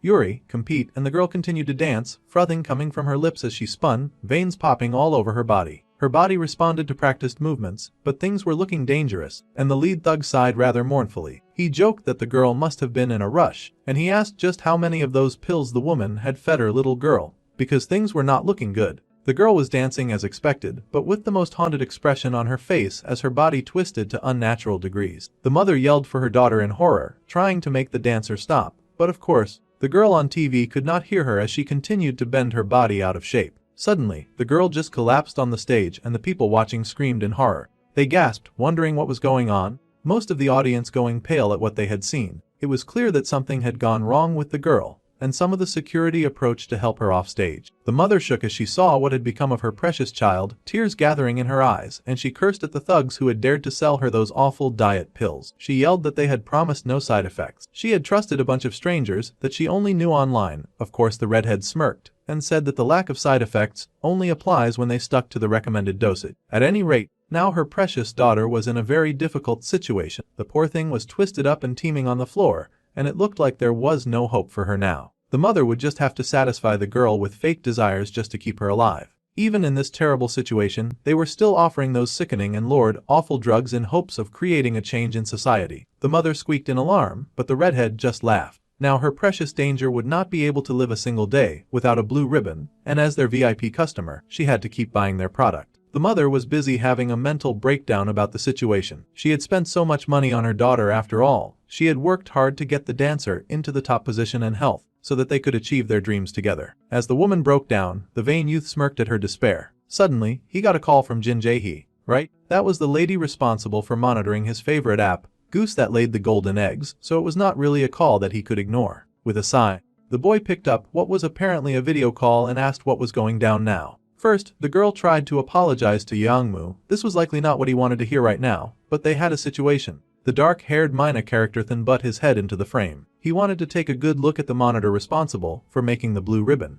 Youngmu stared down at the demon prince with massive offense on his face, asking who the heck he was speaking to. The demon prince smiled because he could recognize that aura right from the phone. Well, that was great, because Lavis wanted to meet up with the redhead for just a second. The call ended, and the redhead took a deep breath. He informed their kind VIP customer that something urgent had just come up. Later that evening, the meetup was going down in a nice foresty area where all of the drugs were stored. Our dude was waiting with his cat, Jae-hee, and his cat asked why he thought that humans did drugs. She guessed that it was because they were stupid and arrogant. Even when they took drugs, they were so darn overconfident that they would not get addicted. They would indulge in such reckless depravity, and then fall into a very sickening trap. They did this because they had nothing to believe in. That was why they clung to something so small, so dangerous too. Some movement caught the kitten's attention, and the Lord Lavis turned. It seemed the King Youngmu had made it to the location. The boy had moved rocket fast. Now the redhead had shown up, and seeing the discarded bodies of the goons on the floor, he could easily guess that this was also the dude who had been responsible for the tattoo shop incident. Since that was the case, then they could hurry up and cut to the chase by asking why this dark-haired dude was looking for him. The boy scoffed and said that he had no interest in human trash like him. He had more important questions, like where they had gotten this supply of disgusting and stinky purple powder.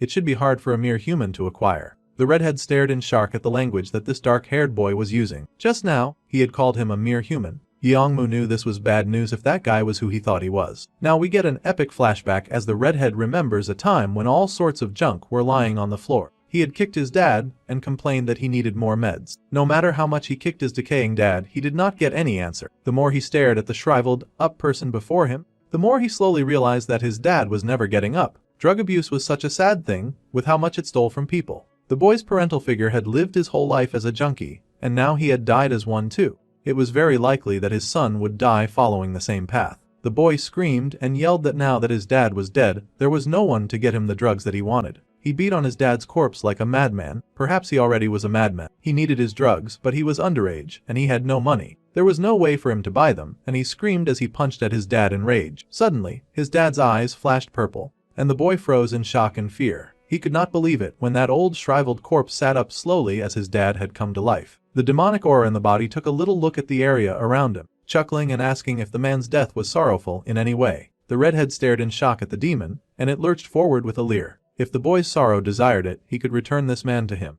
The redhead just laughed like a mad person. He did not feel sorrow. In fact, the kid was happy that his stupid dad had died. He did not need trash like a dad. The boy screamed that her just needed some darn drugs. The demon was not too bothered by this wild behavior. If drugs were all that the kid needed, then all her had to do was feed his father's corpse to the gnawing glower, and he would get all of the drugs that he needed. There was actually a demon passing around that flower to human. With that, a covenant with the boy and the demon would be established, and the kid would obtain what he desperately desired, which was drugs. The boy stared in awe at the flower. Then the demon added that if anyone deceived his loyalty, or denied the gnawing glower, then the redhead could go ahead and kill them. This covenant would protect the human who established it. The boy stared emotively at the flower for a bit, eyes focused on it like he was staring at a weird creature from space. Slowly, that blank look stretched into a wicked smile, and the boy gleefully took that flower and planted it right inside of his dad. He was truly a very wicked creature, and blood splattered all over the room as the covenant was formed. Now, in the present, the redhead was offended. He could not believe that this boy and a stranger had called him a mere human. The dark-haired demon hummed, saying that he must have something to believe in.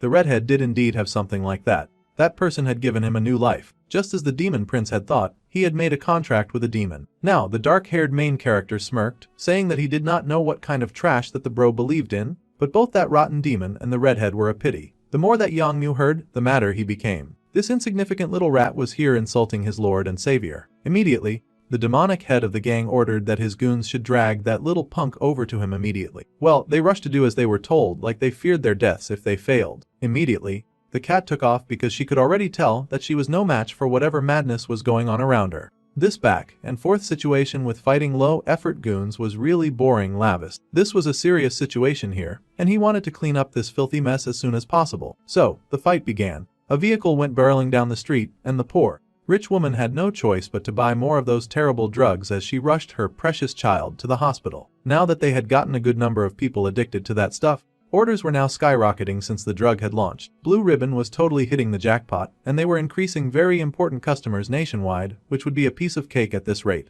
In fact, the company was already preparing to become some kind of global enterprise. There were already a few cases of unfortunate fools who had passed out from the overdose. Their brother Yongmu had already opened up routes in China and Japan. They believed so strongly in their big brother Yongmu, believing that with him, anything was possible. Meanwhile, the kid who was responsible for this app was hearing every word and hating his life. Thanks to his creation, the drugs were spreading fast. The boy begged for this situation to stop fast, begging for someone to save him. Fortunately, it seemed a hero had hurt him, a demonic hero of course. The scared Jaehee begged for her boss to see how easily that kid had taken down the guards. He was not a normal person. In fact, there was a chance that he was not even human. Lavis just sighed and turned to the redhead in question. He had staged this whole thing so that he could meet Yongmu, so the arrogant human should not keep him waiting. The redhead was silent, the covenant that he had made pulsing through his veins. He recalled that if any denied the power of the flower, he was instructed to annihilate them, with this order pumping through him. The dude pulled out the drugs in his hands, recalling his promise to do as the demon said. He tossed the drugs in his mouth,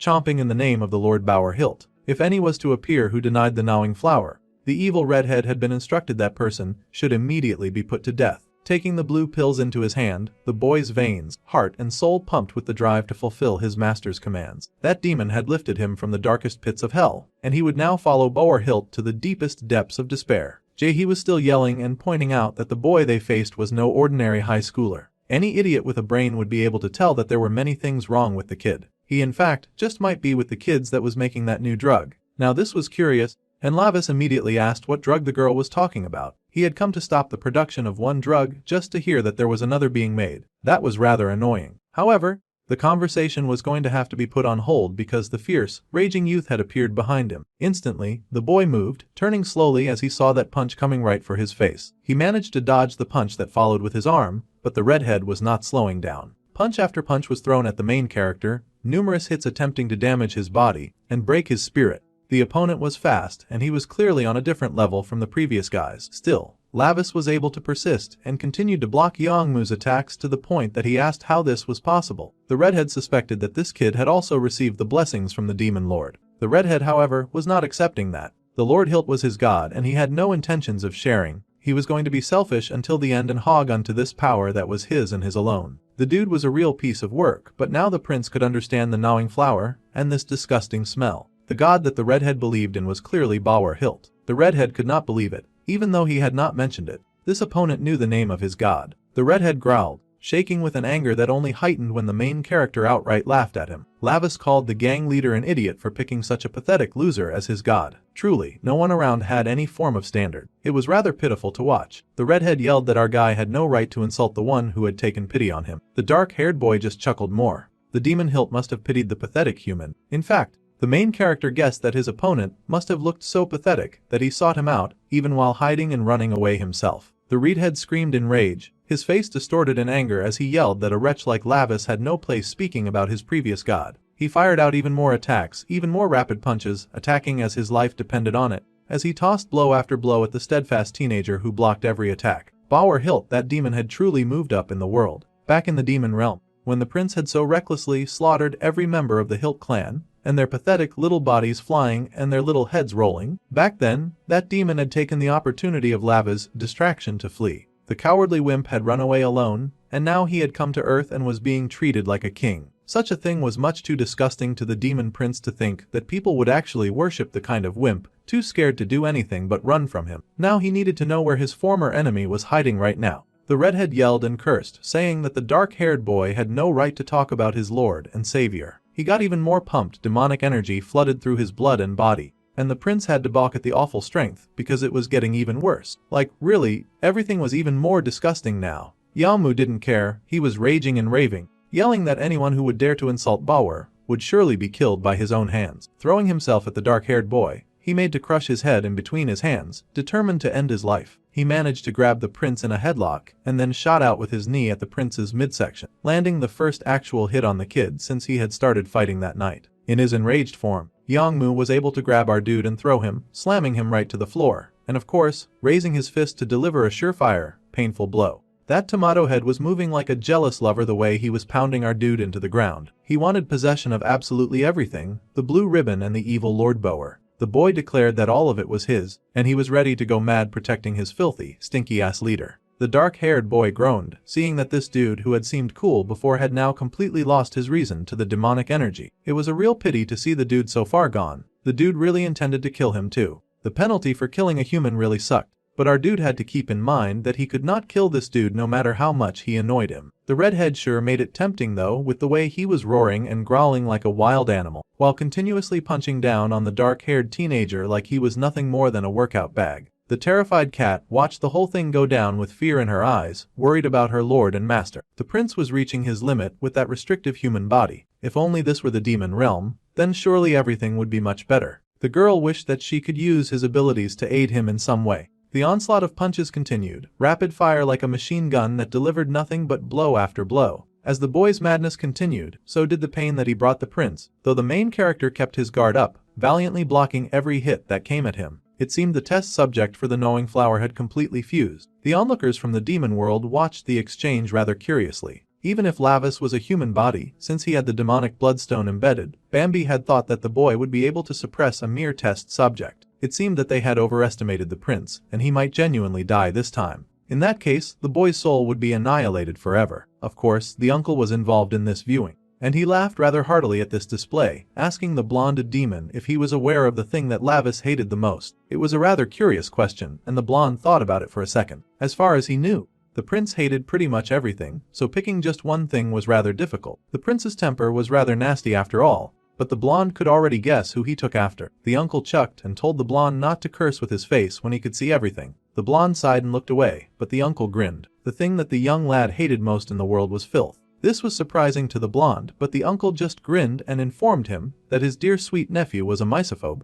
He absolutely could not stand anything that he thought of as dirt, and as they watched that rain of punches come down, a hand reached out and grabbed that flying punch. That filthy, disgusting redhead who was spitting all over him was dirty. The redhead growled in rage, shaking with intense anger. The dark-haired boy could not stand it anymore. That filthy smell that was coming from Yongmu was downright repulsive, and he was barely fighting back the urge to throw up. The prince had no intention of enduring that disgusting stench any longer. His grip tightened on that dirty fist, twisting and clenching down hard on that hold until the redhead gasped and jumped back in pain. He could not understand this sudden retaliation from a foe that he had been working really hard to beat. Even if it was just his left hand, the prince stared in awe at it. The strength that he had felt just now was like his old power and had come flooding back into his veins. Now that was the kind of feeling that filled him with strength, and the growling wild animal before him hissed at him. In truth, Livus had no desire to touch the creature's dirty, stinking body. It filled him with such disgust that his hand flamed up and he flew right at the little rat, deciding to end this nonsense dance as soon as possible. He smacked that boy so hard that his opponent's head shook like it was a little bobblehead doll. The redhead rocked up, growling and wondering how a human could possibly hit him so hard with so much power. Street was absolutely overjoyed as she watched the battle. Not only was her master back on his feet, but he also seemed to have regained a bit of that awesome power of his. At this point, Livus was thrumming with so much power that the reflection of his demonic self hovered over Minho's body, and he growled in disgust at being called human of all things. That earned that trash-talking redhead a second earth-shattering punch to the face, and he got hit so hard that he flew across the yard. His female lackey squeaked in fear, terrified that she would ever find a kid who was able to trash her boss like he was a child. Livus scoffed and told the pathetic gang leader to stop blabbering with that smell-why mouth of his. He reeked of that stupid flower and of his even weaker boss. He slapped and smacked that guy around like he was pest control and the opponent no more than an annoying bug that he had to kill. From hell. His blonde friend watched in fascination at the sudden boost of power that the prince had gotten. The uncle beamed because his nephew had not proven him wrong. The prince must have had a headache from the stench after that test subject awakened. It must have been really hard to get close because of the smell. That was because the precious prince hated filth more than anything. When his misophobia was overly stimulated, it led to an awakening in the boy, letting him use a portion of his real and true power. Now the blonde stared in awe at the older demon, asking if the prince could somehow use his old power even in a human body. It would probably come with a few physical repercussions, but the blonde was in awe. Even with the demonic bloodstone, it should be impossible for the sinner's body to fully wield the power of the demon realm. The uncle beamed with pride, saying that the situation was that Livus was no ordinary guy. No matter what anyone said, the prince was and would always be the kind of mad demon that took after his uncle. Relentlessly, the prince pounded that idiot into the floor. He was a foolish creature, and the redhead should consider himself lucky that the dark-haired boy was not allowed to commit murder with this body. If not, he would have torn that idiot's head from his shoulders. The raging lunatic stared in confusion, unable to compute how this teenager had beaten him so badly. He who had received a direct blessing from Balwer. The boy touched on the powder before him, and of course, he immediately got thrilled when he recalled that he had all of that demonic drug ready for his consumption. He planned on getting high some more and becoming a true menace. However, Livus warned the rat not to get any funny ideas. He would have to finish the redhead without killing him. The prince launched his attack, rearing back like a catapult and then shooting forward in a way that had the youth's eyes widening in horror. Livus came in like a bomb, and his opponent was unable to flee. Red's face got smashed in, all while the Prince of Hell held back his full power. He pulled back, and there was the boy hanging from the box with his mouth agape, like an abandoned carcass. Now that the stupid boy was defeated, the prince gasped in relief. Now that the stench was finally fading a bit, and he could cover his nose with his handkerchief in peace. Meanwhile, Lim Shan remained trapped in a hell of his own making, and it looked like things were getting even worse for the poor boy. He stared in horror at how bad things were going. This was not what he had planned for his life. A predetermined school, relationships formed inside a classroom that he could not escape from. The young boy had endured all this just to survive and avoid becoming a target. He had worked so hard and forced himself to act like he liked someone, acted like he hated other people, without needing to pretend to be too close. He had done nothing when his friend had gotten bullied, but deep down inside, he just wanted to help people find relationships that they truly needed. That was why he had created that app in the first place. This was not what he had intended. He did not make an app to sell drugs or anything like that. The boy worked hard to disable it somehow, to end the reign of terror that was spreading fast. He worked as fast as he could before the punks guarding his room could notice. Of course, they eventually noticed, and they growled, wondering what was going wrong with their equipment. Now they were getting some kind of messed up error message, and they growled, mumbling that the apps were now acting weird. It was a last-ditch effort, but Sion had to hurry if he wanted to successfully break everything before his captors found out what he was doing. They were kind of stupid and slow, so they should not have noticed what he was doing. The boy hurried and put a chair at the door, which immediately alerted all the strong jerks in the room that he was definitely the one responsible for all the errors. It was a move made too fast to think logically because he could definitely see the huge window made of glass that made the room very accessible to these violent punks. As soon as they realized what was going on, they immediately started raging, roaring and cursing at the kid, as well as doing their best to get inside. They had to hurry and open the door before he wrecked their business. As they were trying to do that, the little bespectacled kid was working very hard at deleting the app and all of its data, so that no more of that filthy blue ribbon could be spread around the world. He moved quickly, faster than his little fingers had ever moved before over the keyboard, his fingers moving with urgency as he tried to fulfill all of his desires as fast as possible. He begged for this to hurry and work, and an alarm button lit up on the screen just as one of those violent punks finally tossed a chair right through the glass window. Naturally, the thing shattered, and the punks came leaping through to bring hell to the kid who dared to defy them. There was now nowhere for him to run, and they growled, punching his glasses right off his face. They were always doing that. They stared in horror to see that the app was already lowly deleting itself, and they kicked the brat with hatred and rage. They had to stop the app from deleting immediately because if Yongmu showed up, they would definitely die. But they did not know the first thing about computers, and were not sure how to stop the app from deleting. The kid was not going to say a single thing either, and he protected his head as best as he could with his arms, knowing that he just had to hold on until the app got deleted. Somehow, no matter what, he would make sure that the monster he had created would go down, even if he had to go down with it. With a growl, the boy slashed as the shoe that had been continuously stepping down on him, slashing the man in the leg and racing for the broken window. He did not go for the window but the fire extinguisher. Actually, undoing the pin and roaring that they had no right to touch what was his. Now he had the hose cocked like a gun, and he cursed at the men before unleashing hell on them, and dosing those jerks with all the foam that he could raise. They screamed and cursed as he hit them with that smoke, yelling that this nonsense was insane. Sion had been able to make a smoke screen that should buy him and his app some time. The thing was almost fully deleted, and the green reached the end of the white bar. Finally, after all of his efforts, the gray-haired boy found tears beating at his eyes in joy. His sacrifice had not been for nothing, and he had been able to get rid of that stupid app once and for all. Of course, his captors did not share that joy, and he had wasted the smokescreen opportunity to attempt an escape. The big guy in the lead rushed at the kid as he dropped his weapon, to end up getting strangled. The poor kid fell to the floor, and the dude cursed, yelling that the other goons should bring something to restrain that stupid nerd. The others agreed, and were struggling to get their bearings so that they could obey their leader's command. The little kid struggled, trying his best to escape the murderous adult, but he had finally reached the end of the road. In the end, this was all that he could do, and tears beaded in his eyes at how pathetic the situation was. This was as far as he could go, and he was fine if this was how he died. Of course, the dudes that were using him were not fine about their situation at all. The app that they had commissioned and finally just started working was gone, and their boss was going to kill them. Naturally, they wanted the kid to pay for this. However, someone else had shown up, and it was not their boss. It was a different type of boss. A boss who had already called dibs on the minion that the jerk just so happened to be strangling, and he was pissed to see that dude manhandling his property. The dude in the lead froze when he heard that menacing voice coming from behind him, and he slowly turned in confusion because he had not expected to hear a voice like that. His confusion lasted for a few minutes, but a few minutes was all that Lavis needed to stretch out his demonic hand and attack that brute. It seemed the minions were still standing, and they wondered why their precious Song Jinhong was screaming like that.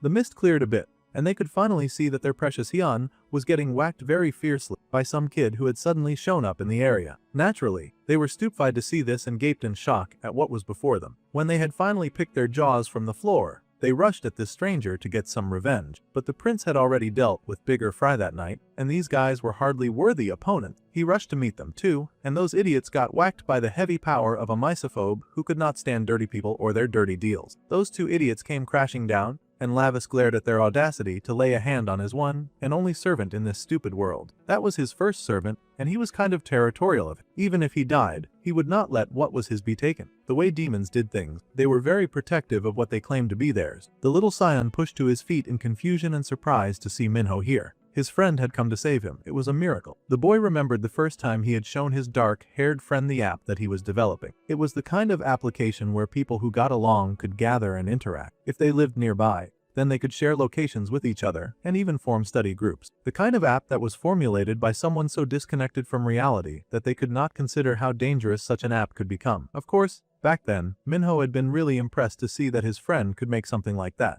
Then he paused and pointed at the strange-looking read alarm button. The boy blushed and explained that back when Minho was dragged away by Taewa's gang, he was sorry that he could not help back then. At the time, he honestly could not find where the dark-haired boy had gone. So, he had an extra safety feature. If that button was pressed, then the boy's location would show, and it would be sent to only friends. It would help friends find each other when they were in danger. If something happened, and Minho got kidnapped again, then Sean wanted his friend to just press that button. Then no matter what, he would come to help him, whether it meant reporting it to the authorities or gathering friends like them together. The dark-haired boy had been so touched by this feature back then. Minho had softly mentioned that he would download it too back then. Now, Sion found himself face to face with his friend, who had appeared and had saved his life. His eyes watered with tears as he stared in shock at the kid looking down at him. The boy had indeed gotten the red alert, and he had seen the location. Lavis was able to guess that his attendant had sent this message. His friend had gotten his signal. This was a very intense and heart-warming moment for the gray-haired boy, and he was so close to tears. His app had finally worked in the way that he had designed it, with the intention that he had for it. Tears fell down his face, and he broke down in tears of relief and joy, thanking his friend for coming to save him despite the danger. The poor kid fell to his hands and knees, and thanked his friend with all of his strength and power. Meanwhile, Taehi was cursing and hissing and spitting. She could not believe he had lost luck,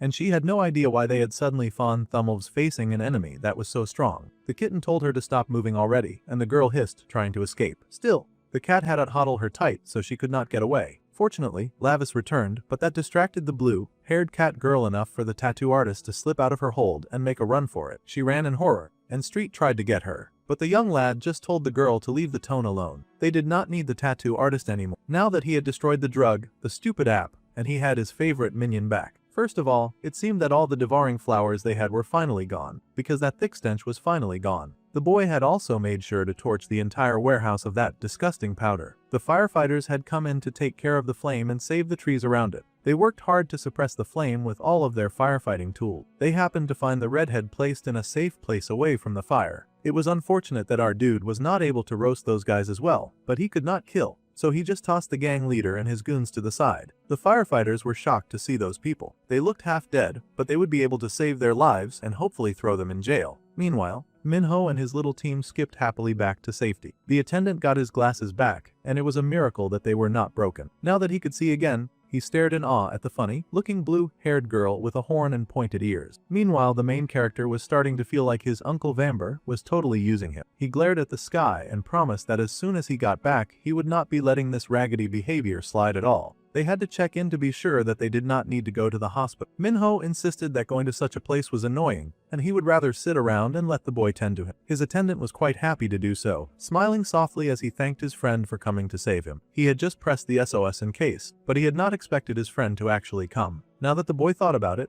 he mumbled that he was kind of already on the way to that building by complete coincidence. However, the cat shut him up immediately so he would not hurt the little guy's feeling. There was no need for the squirt to know that it was a coincidence. They had taken the route to the hideout following the tattoo artist's instruction. If she was lying to them, the prince promised that she would end up like that dude earlier. The girl growled and complained that they were doing this just because Sean was their friend. That had to be why they were going this far. That was when the dark-haired boy realized that they had captured his slave number 1. That answered the question of why the boy had not shown up at school that day. The girl was shocked that the boy had done all this, and he had not even realized that they had his friend. In that case, she had to ask what the reason was for him doing all this. Of course, Minho had no intention of answering a bum like her, but he did notice that the red alarm on his phone was beeping considerably. At any rate, it would be rude to mention now that the whole thing was just a coincidence, and it would hurt his friend's feeling. That was not how human relationships worked after all. Besides, no matter how high and mighty he was, this sentence was still a punishment, and the demon prince had to live here a while, so he needed to work harder at developing human relations. Plus, this student was clearly looking up to him, so he could stand to be much nicer to him. Sion was like a puppy, happy to follow him into the line of fire if that was what it took. Right, Sion had been wondering for a while, so he had to ask just who this blue-haired person was. The main character said in the most bored tone of voice that his newcomer was his subordinate, and her name was Street.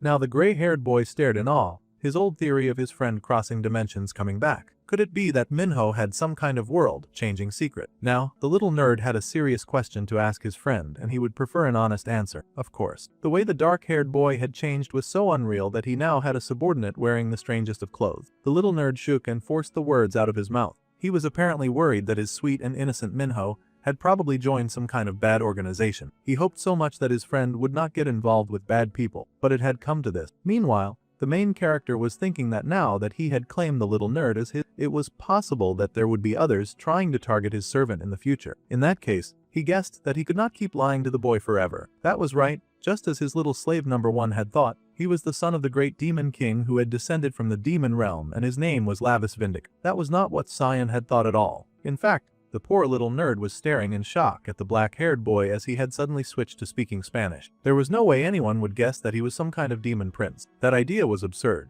It was so much for the little guy to wrap his head around, but the main character just smirked that this was how it was. Since the boy already knew, he now had to help him with his work from now on. However, the gray-haired boy was still in some disbelief. He had not expected Minho to spout nonsense about being the son of the demon king. Before he could finish that thought, he looked down and saw a cat nuzzling up. That creature had come out of nowhere. Right. Well, the prince did not feel like handling any form of difficult things, so he told Street to explain it to him. He had fought all day, so he was tired. Without missing a beat, Street went ahead to explain, never mind that he was speaking while still being in the form of a cat. The poor nerd was about to lose his mind from all the things that were happening around him very fast. He had a talking cat in his house, and his best friend was suddenly spouting nonsense about being the Prince of Hell. Of course, the poor guy was overwhelmed. It was so much that his brain seemed to zone out, and he lost all color. Meanwhile, back at the fire wreck, the gang leader was just waking up. Once again, it was a huge shame that they could not just kill the dude. They had burned everything, and they would head out first by transporting this kid to somewhere safe. While the kid was busy crashing out inside the van that they placed him in, being heated about how he had not been able to kill Lavis, suddenly, someone showed up before they could cart the redhead away. The firefighter asked for the stranger's identity, trying to tell him that the area was restricted, but the poor guy was silenced literally, and then waved away. It seemed to be Lord Hilt that Yongmu loved to worship so much. The demon greeted the poor child, saying that the boy looked so miserable. The boy greeted his Lord Hilt, swearing that he would definitely kill the dude who did this to them. The demon told the kid that they should go talk, and he retrieved him from the wreck. Meanwhile, the female firefighter was looking through the site.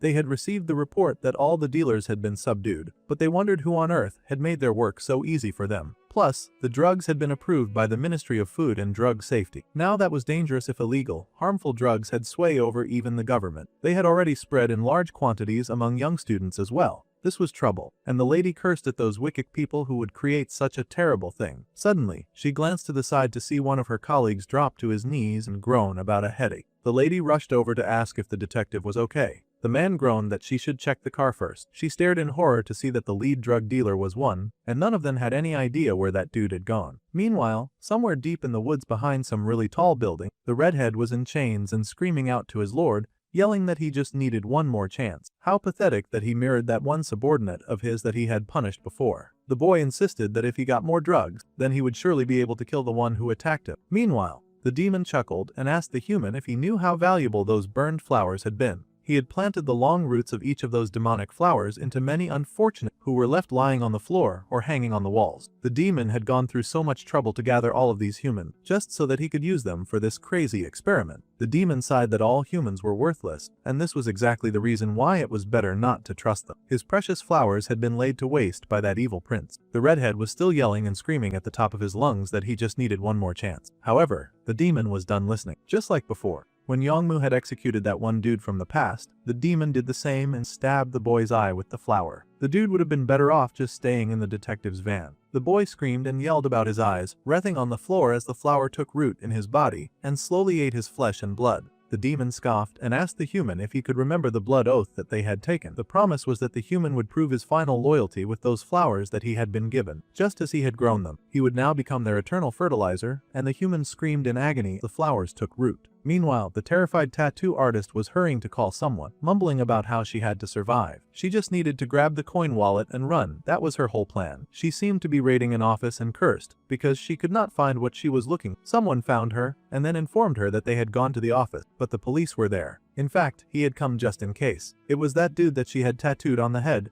and he had a knife. It seemed that he had come for some kind of revenge. The girl leapt to her feet, cursing at him and yelling that he had no right to cause any trouble. However, he had not forgotten what she had done to his forehead. In fact, he had also had some of that blue ribbon stuff that they were selling, and he was hungry for more. The girl called him Cray, wondering just how much he had already taken by himself. She noticed a nearby weapon and grabbed it, determined to fight and defend herself. However, she had a stick, and he had a knife. It was a huge weapon imbalance. One stab and the lady fell to the floor, gasping and grunting in pain. The dude was still completely out of it, gurgling as he asked for more of that very addictive drug. He screamed like an animal, head thrown back, mouth agape and heavily drunk on the drug that they had peddled. Now the lady was feeling mass regret. Taehi did not want to die like this. She cursed and sobbed that she wanted to live. Her vision got blurry as something purple manifested in front of her, and it only grew larger. Suddenly, Bambi popped out and giggled. If this happened, Lavis would hate it even more. The girl had no idea who was talking, and she begged for someone to save her. Well, the demonic blonde did not have the strength to do that,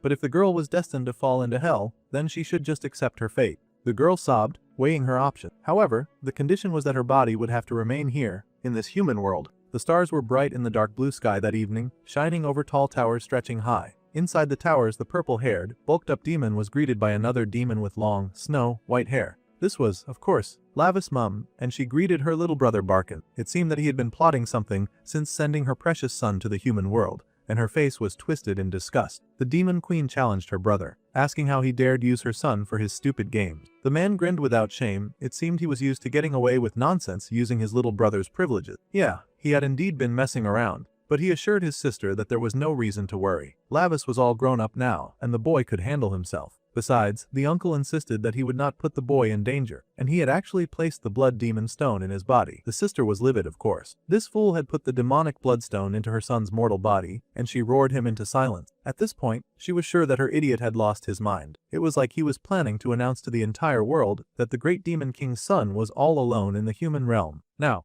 the other ferocious sources that were trapped would identify him. Worse, they could hurt him. That was unacceptable. The demon sighed and groaned that his sister should at least start trusting her son a bit more. But the demon queen dismissed his words at once. The problem was not that she did not trust her son. No, the situation was much worse than that. The problem right now was how worried she was about how the world itself was moving. Even the smallest crack could cause everything to collapse in the delicate balance between the demons in hell and the angels in heaven. That was just how unstable the world was right now. Her petulant brother insisted that the young demon prince was stronger than he thought, and that the boy took after him in his aggressive and combat power. In fact, the boy's power far surpassed anyone else's. However, that was exactly the problem with the demon queen, and she smacked that insubordinate oaf if smacking him was what would get him to listen. If even a single hair on her precious son's head was harmed, she swore that she would kill him and then herself. The purple-haired demon roared in protest. He was so much older now, and he was no longer the little brat that she had to push around. He would really prefer it if she treated him more like an adult instead of hitting him on the head.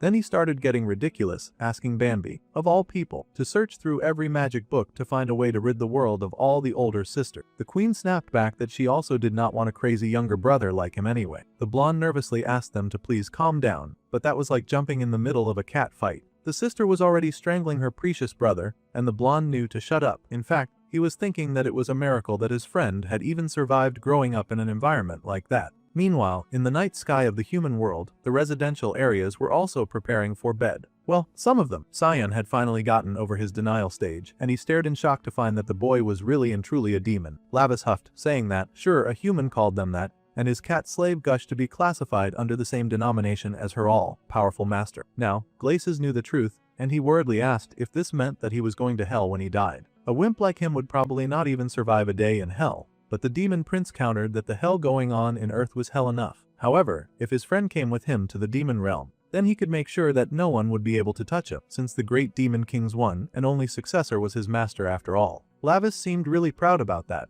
and the gray-haired boy gasped in protest. He really didn't want to go to a place like that. After suffering so much on Earth, he would really prefer the angel crowd. However, the demon prince was possessive as heck, and he growled that the boy was not allowed to go back. The prince swore that he would rip out Bambi's eyeballs and suck on them like lollipops as soon as he got back home. That was exactly the type of behavior that discouraged the kid from going to the demon realm. Well, the gray-haired boy then worriedly asked what had happened to the real Minho, his precious friend, whom he had built this app for. It was unfortunate, but the cat pointed out that the black-haired human kid had been destined to die anyway. Lavis's soul had been placed in basically a human corpse, since only the bodies of people like that could be used as vessel. Poor Glasses was distraught to hear that his sweet and kind friend had always been destined to die. That kind of thing was a hard pill to swallow after all. No one wanted to hear that their friend would always die young. In a display of fondness, the prince told his little servant to cheer up. After all, they would all meet in the demon realm in a few decades anyway. Poor Xian was even more distraught and cried even harder since he'd be going to the demon realm. The demon prince was very confused by this reaction. Humans sure had uselessly vivid imagination. The demon realm is actually a pretty fun place. Street happily agreed with him as she thought of all the manic and tortured people that existed in that place, which was truly the height of fun. The poor nerd was having the worst time of his life. At any rate, the little nerd still had a long way to go before that, and he did not need to worry. He just had to treat him the same as before, and to not let it slip anywhere. The little nerd trembled and swore his silence. It was not like anyone would believe him if he said anything anyway. By the way, the boy groaned that his whole body ached again, so he would have to go home now. Of course, his cat followed after. It did not take long for the boy to get back to the very large apartment building that contained his home. With a groan, he rubbed the back of his head and stepped inside, sure that he had used way too much bloodstone powder this time. However, he was greeted with a sudden loud sound, and his younger human sister jumped for joy with a bright and fancy cake. The girl happily called to her big brother and wished him a happy birthday. It turned out that it was Minho's birthday. The boy stared in confusion, but the girl happily said that she and her mom had worked really hard on this cake since yesterday. She could not guarantee how it tasted, though, but he should know that they had tried their best. Suddenly, he had a party hat strapped on his head, and the girl excitedly said that their mom and dad would be home soon, so they had to get ready. First things first, they would start with a happy birthday selfie. The demon boy frowned down at his setter, not used to this bubbly excitement over a birthday. More importantly,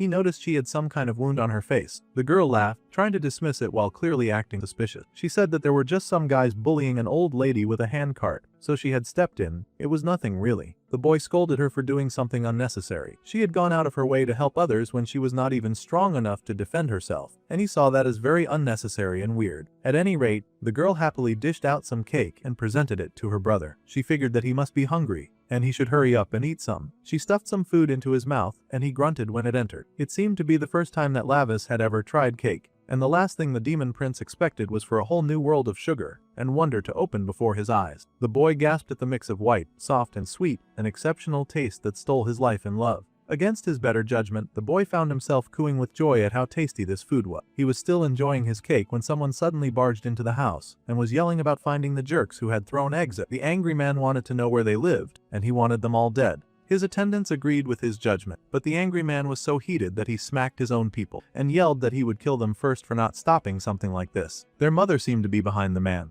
who was somehow Minho's dad. She begged the man to stop, but of course, he tossed her aside in rage, yelling for her to let go. The little girl stepped up immediately, yelling that her mother had not done anything wrong. This kind of diary of violence was no stranger to Lavis, so he just jeeringly ate cake. The angry, abusive husband and father, of course, became heated when his daughter corrected him, and then he spat the cake. Like an absolute loser, he growled that he had gotten hit with eggs while campaigning, and now he came home to find his children eating cake. It was unforgivable. The man knocked his daughter aside, and worse, he was headed right for the cake, growling that his children were something else. If he were their real father, this stupid cake wouldn't even own their throats. Just like that, his hand swept through the cake and scattered it to ruin. The cake hit the wall, and his wife wailed in despair, begging her violent husband to stop. It was Minho's birthday, and they were trying to celebrate the little boy, which was why they had cake. However, the man scoffed as he looked at his adopted son. The boy stared right back at him, unbothered and unshaken by his nasty temper, and the man glared right back in hate. He scoffed and walked away, seemingly intimidated by the fact that the boy would not even flinch. He just muttered that he was trapped in a suffocating household and stomped away, slamming the door behind him. The boy looked back at his sweet birthday cake, now lying in ruins on the kitchen floor. It seemed he had not even realized when the cake got destroyed. But now he shook with unholy rage at the destruction of an offering that had been given to. As much as he loved his demonic human father, the man had no right to touch what was his. The two ladies in the household were busy crying, sobbing, and holding each other. They had not even done anything wrong, and yet they had been punished unfairly. Those sobbing minions had been the ones to make the cake for him. Lavis was not taking this situation lightly, and he growled as he glared at the door that the super arrogant human had disappeared behind. His father had the attitude of a demon, but a very weak one. The next day,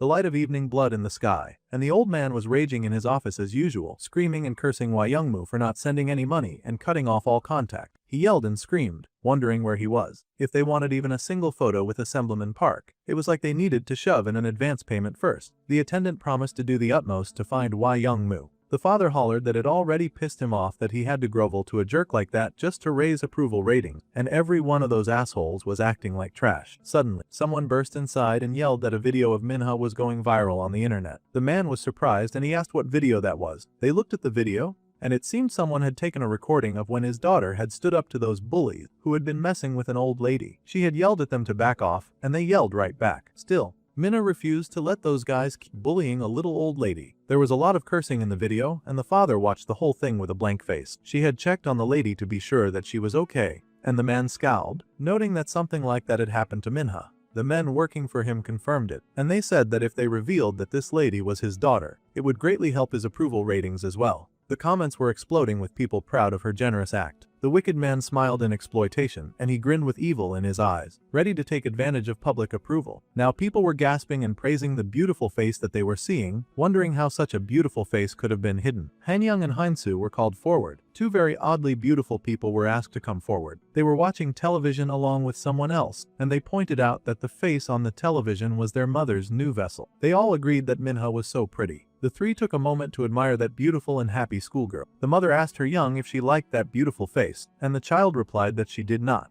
The mother teased that Young was jealous. That child had the face that the mother had bought. She was talking about a living person, as if they were no more than her property that she could pick up in a market. Since the mother liked the face, she decided that the girl would become her new body, no consent necessary. A human body, unfortunately, aged too quickly, and the woman sighed as she stared at her wrinkled hand. Human bodies gained wrinkles, shriveled, and it would eventually become so ugly. However, now she had discovered such a perfect new vessel on television too. The mother's eyes grew wide with hunger, declaring that this was surely fate. Her children did not bother protesting against it. They understood what she was saying. The boy agreed that the girl was such a pretty doll. They even wondered what sound it would make when she broke. It was very unfortunate, but a trio of very evil people were now targeting poor Mina, since she had been put in the epic eye by her father. She was known as the high school girl who had helped an old woman with her cart, and her identity was the daughter of the Unchian mayoral candidate. This morning's ES research poll showed that she had reclaimed first place in support. With this atmosphere, her father should have no problems claiming even more support and winning the election. It seemed Jung Minna's video would also be on the 9 o'clock news, and her father was proud to hear it. The man was a wicked creature fueled only by his greed, and he laughed that the kid who used to spout so much nonsense would now turn out to be a blessing. Of course, this buffoon had no intention of treating her better. He just wanted to use her to win. He needed to pay more attention to the family for now. They would make her even more of an issue with good deeds, volunteer work, and they would just schedule anything under Minha's name. The worker underneath him agreed to this plan right away. However, his boss needed to know that CEO Han Yongju of Nox Entertainment had also contacted. Now the father was curious and wondered why such a thing would happen. Apparently, the man had seen Minna's video, and he was interested now. The wicked man smirked as he realized that even the doors to Nox had been opened. Now the selfish buffoon recognized the power in his daughter's kindness, and he saw the girl as a treasure. Now the news was spreading even among Minho's people, and they heard that his dad was apparently a mayoral candidate. Minho corrected that the dude was his stepdad. In fact, he wanted to know more about Jung Minho's family. There was something very fishy about them. Sion admitted that his friend did not really talk about them directly, however. He knew that his friend got along well with his sister. In fact, the big brother had really cherished his little sister. The boy considered that cherishing someone was something his uncle had always told him to do. He had to cherish those necessary for his power. Of course, his uncle had loudly bragged that he was one of the people to be cherished in Bambi as well. The prince had scoffed in annoyance because his uncle was so darn noisy, and he scowled now just thinking about it. Some noise on the street drew his attention, and he groaned when he saw Street butting into his life again. The boy had been planning to lead a quieter life now that he had dealt with his first problem. The cat admitted that she had eaten too much these past few days. The prince scoffed, asking if all the gates to the demon realm were so narrow that they could not fit his servant's fat bum. Anyway, that aside, he asked what Bambi said. The cat explained that the blonde had not been present, but he had left them a note. The blonde happily greeted his prince and mentioned that he was sending the royal a little gift. The boy was to do his best with it. The prince growled and tore up the present immediately, because he could tell that the stupid blonde was trying to use his powers for his own benefit, just like his uncle. Now, when he returned to the underworld, he was tearing apart the stupid blonde first before touching his uncle. The cat begged her master to please calm down. After he settled for a while, they addressed the matter at hand. At this rate, it looked like Minho's father would get elected as mayor, especially with all the deals that he had been making thanks to Minna's popularity. Public opinion was extremely in his favor now. The demon prince frowned, and he considered what it would be like to have his father rule over the whole city. The nerd explained that it would be more like managing than ruling, but same difference. Now that the dark-haired boy thought about it, the man was greedy, just like a Cinyras. The boy asked Street if Jung Taesik could possibly be a Cinyras who came to the human realm. See, a Cinyras was a kind of gluttonous demon in the underworld, and it was the kind to eat endlessly to the point that other demons hated its guts. However, the cat pointed out that it managed the district, and the man, Jung Taesik, was just a normal, greedy human. Sometimes they were just built like that. This was really suspicious to the main character. He had never seen a human so demonic, which really showed how rotten the human world was, too. At any rate, the prince reminded his servant to eat in moderation before she ended up a Cinyras as well, and that would not end well. The girl sobbed and agreed with her Lord Lavis. Meanwhile, Cyan was still looking over information about the boy's father. The man seemed intent on exploiting Minho's sister. It did not look good. Now that the prince thought about it, Jung Minha had been someone that the original owner of this body had cherished. Meanwhile, back at home, the prince returned to his human household and wondered how things would go with his sister going forward. He ended up walking in on a meeting being held in his home with his stepdad and a trio of really suspicious people. They were saying that Minna's looks were truly outstanding, and if she just learnt to dance, then she could debut quickly, and as the center too. The mother was, of course, concerned. After all, her daughter was still a student, and she had never expressed any interest in being an entertainer. Of course, the father did not care about anything like that when he was trying to impress the CEO. A child born with talent should not hide it from the world. It was very clear that the man was just trying to exploit her, of course. The poor girl was silent, and her mother watched her with a worried look on her face. The man happily laughed and apologized for his family's behavior, saying that his wife was just a little reserved. The Sioux chuckled, saying that the mother had no reason to worry. At Nox, they would make sure that she could balance school and her activities very well. Idols these days were different, and they could still perform and get into any university that they wanted. Minko strolled into the room, watching this conversation, and his eyes narrowed at the one dude eyeing his sister like shoe as a pack of meat. The husband was happy to forge ahead, and even happier to sign the contracts that they had brought. It was a contract with Nox that would shine on both Minha's and the candidate's future. That demoness could clearly see that the man had no morals, and he was doing absolutely nothing to prove her wrong either. The poor girl shivered with her hands on her lap, already knowing that she was going to get sold to this strange group of weirdos for her father's future. Then the woman noticed Minho and she cooed at him, greeting the young man. She was Han Yongju, the CEO of Nox Entertainment. Well, the boy was not impressed by any of that, and his father scolded him, of course, telling the boy to greet the CEO. The woman chuckled that it was fine, after all. Kids sometimes acted like that these days. She did not care about the brat anyway. She just wanted to get her hands on his setter. Even the boy could tell that much as he watched this conversation unfold, recalling the words of Sion, and then the words of his uncle, that reminded him that he would always stand at the prince's side. Back then, the little prince had balked at the sudden show of affection, asking why his uncle would suddenly say that.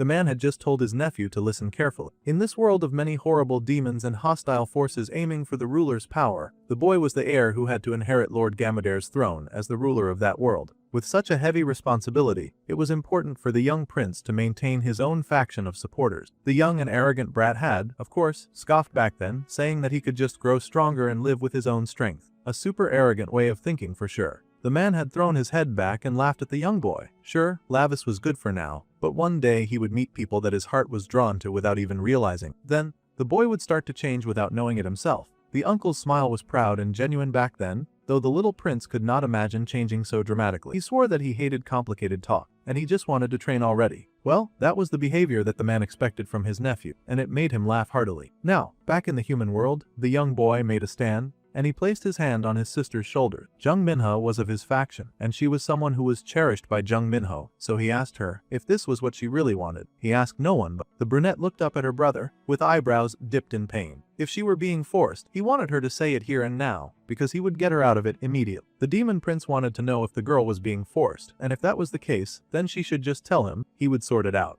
The girl was hesitant as she considered the situation. The last thing she wanted was for her big brother to get hurt after all. The girl recalled how many times their stepfather had beaten their mother for rejecting his kindness, and how he had laughed at the fact that she could not take her son and daughter and leave. There was on his family register. The poor woman had cried for the man to just let them go, but the abusive, horrible man refused. He told them to go ahead and try to survive without a dime to their name. The two children protested and tried to stand up to their father. The man was taking advantage of the wealth that their grandfather had left to them. It was not his own. However, the man just growled and cursed their mother even more, calling the children not RV. The man laughed and asked if the children understood the real key to surviving, which happened to include that once he grabbed something, it would remain his forever. The children should accept their pathetic fate as he abused their mothers in front of them, and his daughter Minna should memorize that truth like it was the gospel. Now, the daughter, who had been beaten down so much by their father, croaked out that accepting this punishment was her choice. She even yelled that she would do it and would happily become an idol. However, she had one condition, and that was that if she made any money, then she wanted to earn it in her name so that she could take her family out of debt and dependence. This was her condition. The girl was determined to save her brother and her mother.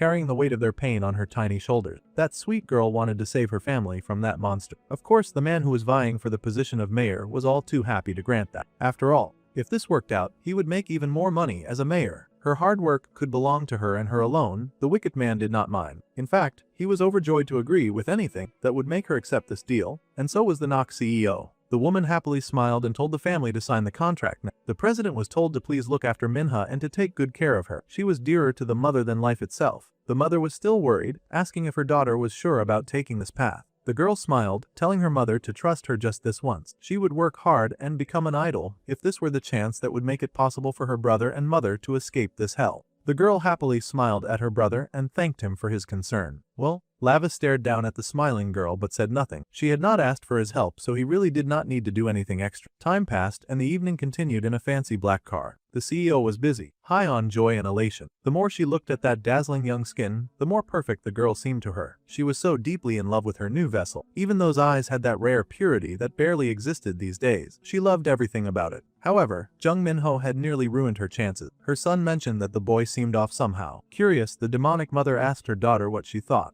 The other child admitted that she had also sensed something special coming from Minha's brother. Whatever he was definitely not human, since that was the reading. The mother smiled and considered that the boy could possibly be a tracker from the demon realm. How troublesome. The boy was overly excited, of course, and asked his mum if he could handle the problem. However, she had to tell him to calm down. Rash moves could spark bigger trouble for them after all. For now, all they had to do was watch her precious chosen body, which was her priority now. The demonic son sobbed and wailed, saying that the boy's glare made him want to rip that dude apart. The mother checked that her child should be patient. No, Moon Knight was almost there, and then she would finally be able to claim that juicy flesh as her own. Once they did the ritual and made Minna hers, then they could do whatever they wanted to her arrogant and annoying brother. The demonic son was overly excited to hear this. He growled with joy. The mother said that this was her gift to her previous son, so it was definitely a promise. In that case, the daughter would also like to make her own request since her brother was getting some special treatment, but she had called her mother by the name Mara. Now that sparked some kind of instant hatred in the mother's blood, and she hissed that she never wanted to be called such a thing. Young should never speak that name again. She was currently Han Youngju, who would soon be reborn as Jeong Minna. No demon king, no 12 black seats. There was nothing in the human realm that could stop her this time, and the dark demonic energy leaked from her skin, bubbling around her with wicked glee. This time, she had no plans of failing. Meanwhile, the blue sky was bright, and the entire atmosphere was looking so much better for everyone who was not poor Minna, because she had no idea that she was standing before a building of people who wanted to eat her. The girl sighed in relief and tried to motivate herself to do this. The girl took a big step forward into her future. Happily, Nox CEO introduced everyone in her company to her new star and the newest member of their family, Minna. They had probably already seen her before on the news, but now the girl would become their center for their new group called Zera. The others stared in surprise at this new girl who was introduced, surprised that the president had made such an important decision so suddenly. 2. One of the other girls had been training to be a center her whole life. The president dismissed the poor thing, saying that she had done good work so far, but now she should support Minna as her sidekick from now on. The poor girl was, of course, furious, but the president did not care. She just told her new human side piece to make it work and left the girls to greet each other. Once the door was shut, of course, the old center immediately growled at the new girl and accused her daddy's backup. They all knew that her father was vying for the major position, so the girl being added to their group as the center made it clear that she was a political move. Naturally, people who had to work hard for everything in their lives hated people who just coasted through life thanks to amazing connection. The former center had fled for 4 years, trying to make it as the center. But now this girl had come out of nowhere, and she bet that Minha had probably asked to be the center on purpose. The brunette tried to protest, but the old center was not having it. That poor, misguided idiot actually dared to slap the precious face that their boss so badly wanted to possess. The girl with the pigtails was furious, grumbling that they would see just how far that backup got her. She had come all this way. The brunette glared at her attacker, an ugly mark on her bleeding cheek. Now her face had been scarred and bloodied. Meanwhile, the CEO was busy living her merry life, and she went to check out what her kids were doing. The son had already seen the whole thing go down, and he knew his mum was about to blow like a volcano over the issue. Excitedly, he pointed at the screen to show their mother what her former center had done to her precious new face. The mother came to check it out, and it turned out that Hyan had clawed Minna's face, and there was now blood all over it. The mother stared, too shocked to speak at first, then her rage boiled over, and she growled that the human was a worm worse than dirt for daring to scar her precious vessel. A slap on Minna was basically a slap to her, and she would not tolerate it. Meanwhile, Minho had given his friend the update, and it seemed like Minho was going to debut.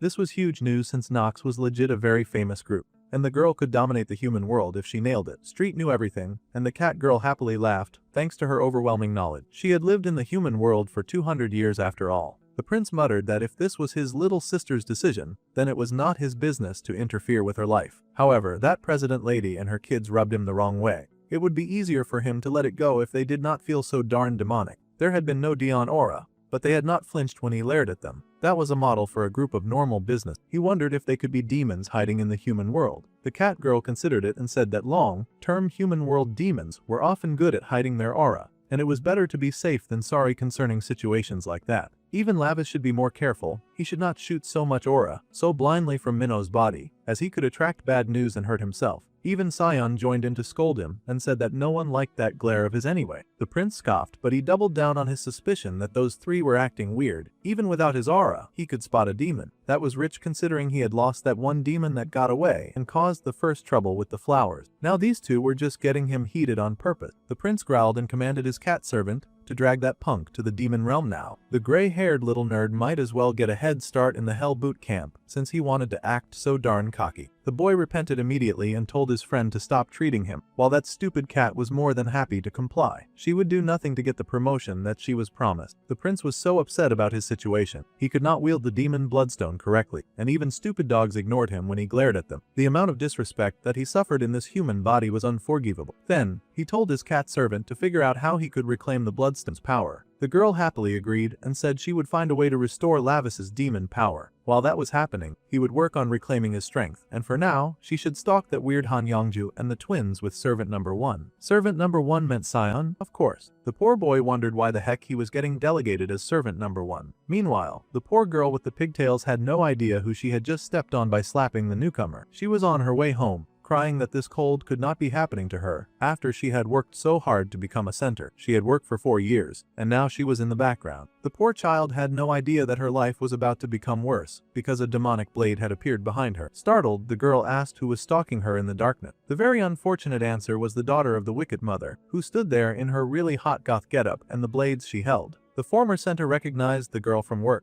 but somehow the goth girl was looking really scary right now, and the ginger asked her what was wrong. Then she realized that it was probably about Manhwa, and she cried and tried to apologize, saying that she had lost it for a second. Honestly, putting our hands on someone was not the right approach to getting upset, but it was very sad that this girl would not have got a second chance. The blade was raised, and it was the last thing she saw before blood splattered everywhere. It was an explosion of red on every nearby surface, and the goth girl sighed. The girl should have known better than to slap the face of their new hire. Their mum really hated that kind of stuff after all. Someone told Youngju not to be out so late because they were worried about her. It seemed like a normal human duo of a husband and his wife. Apparently, the girl's father had bought some chicken for the twins, and he was on his way. The pregnant wife could not bring herself to just sit and wait at home. That was why she had come out. Her husband laughed that she was really so adorable. He even asked if she was sure that it was really the twins who would be eating the chicken. The couple laughed, knowing that it was the dear wife that had some craving. As the two made their way down the street, the happy couple had no idea that they were being stalked by a demon who had crawled out from the sewers. That ugly reptilian creature was just dripping waste and all sorts of disgusting juices as it crawled its way towards them. Meanwhile, back in the apartment where this sweet couple lived,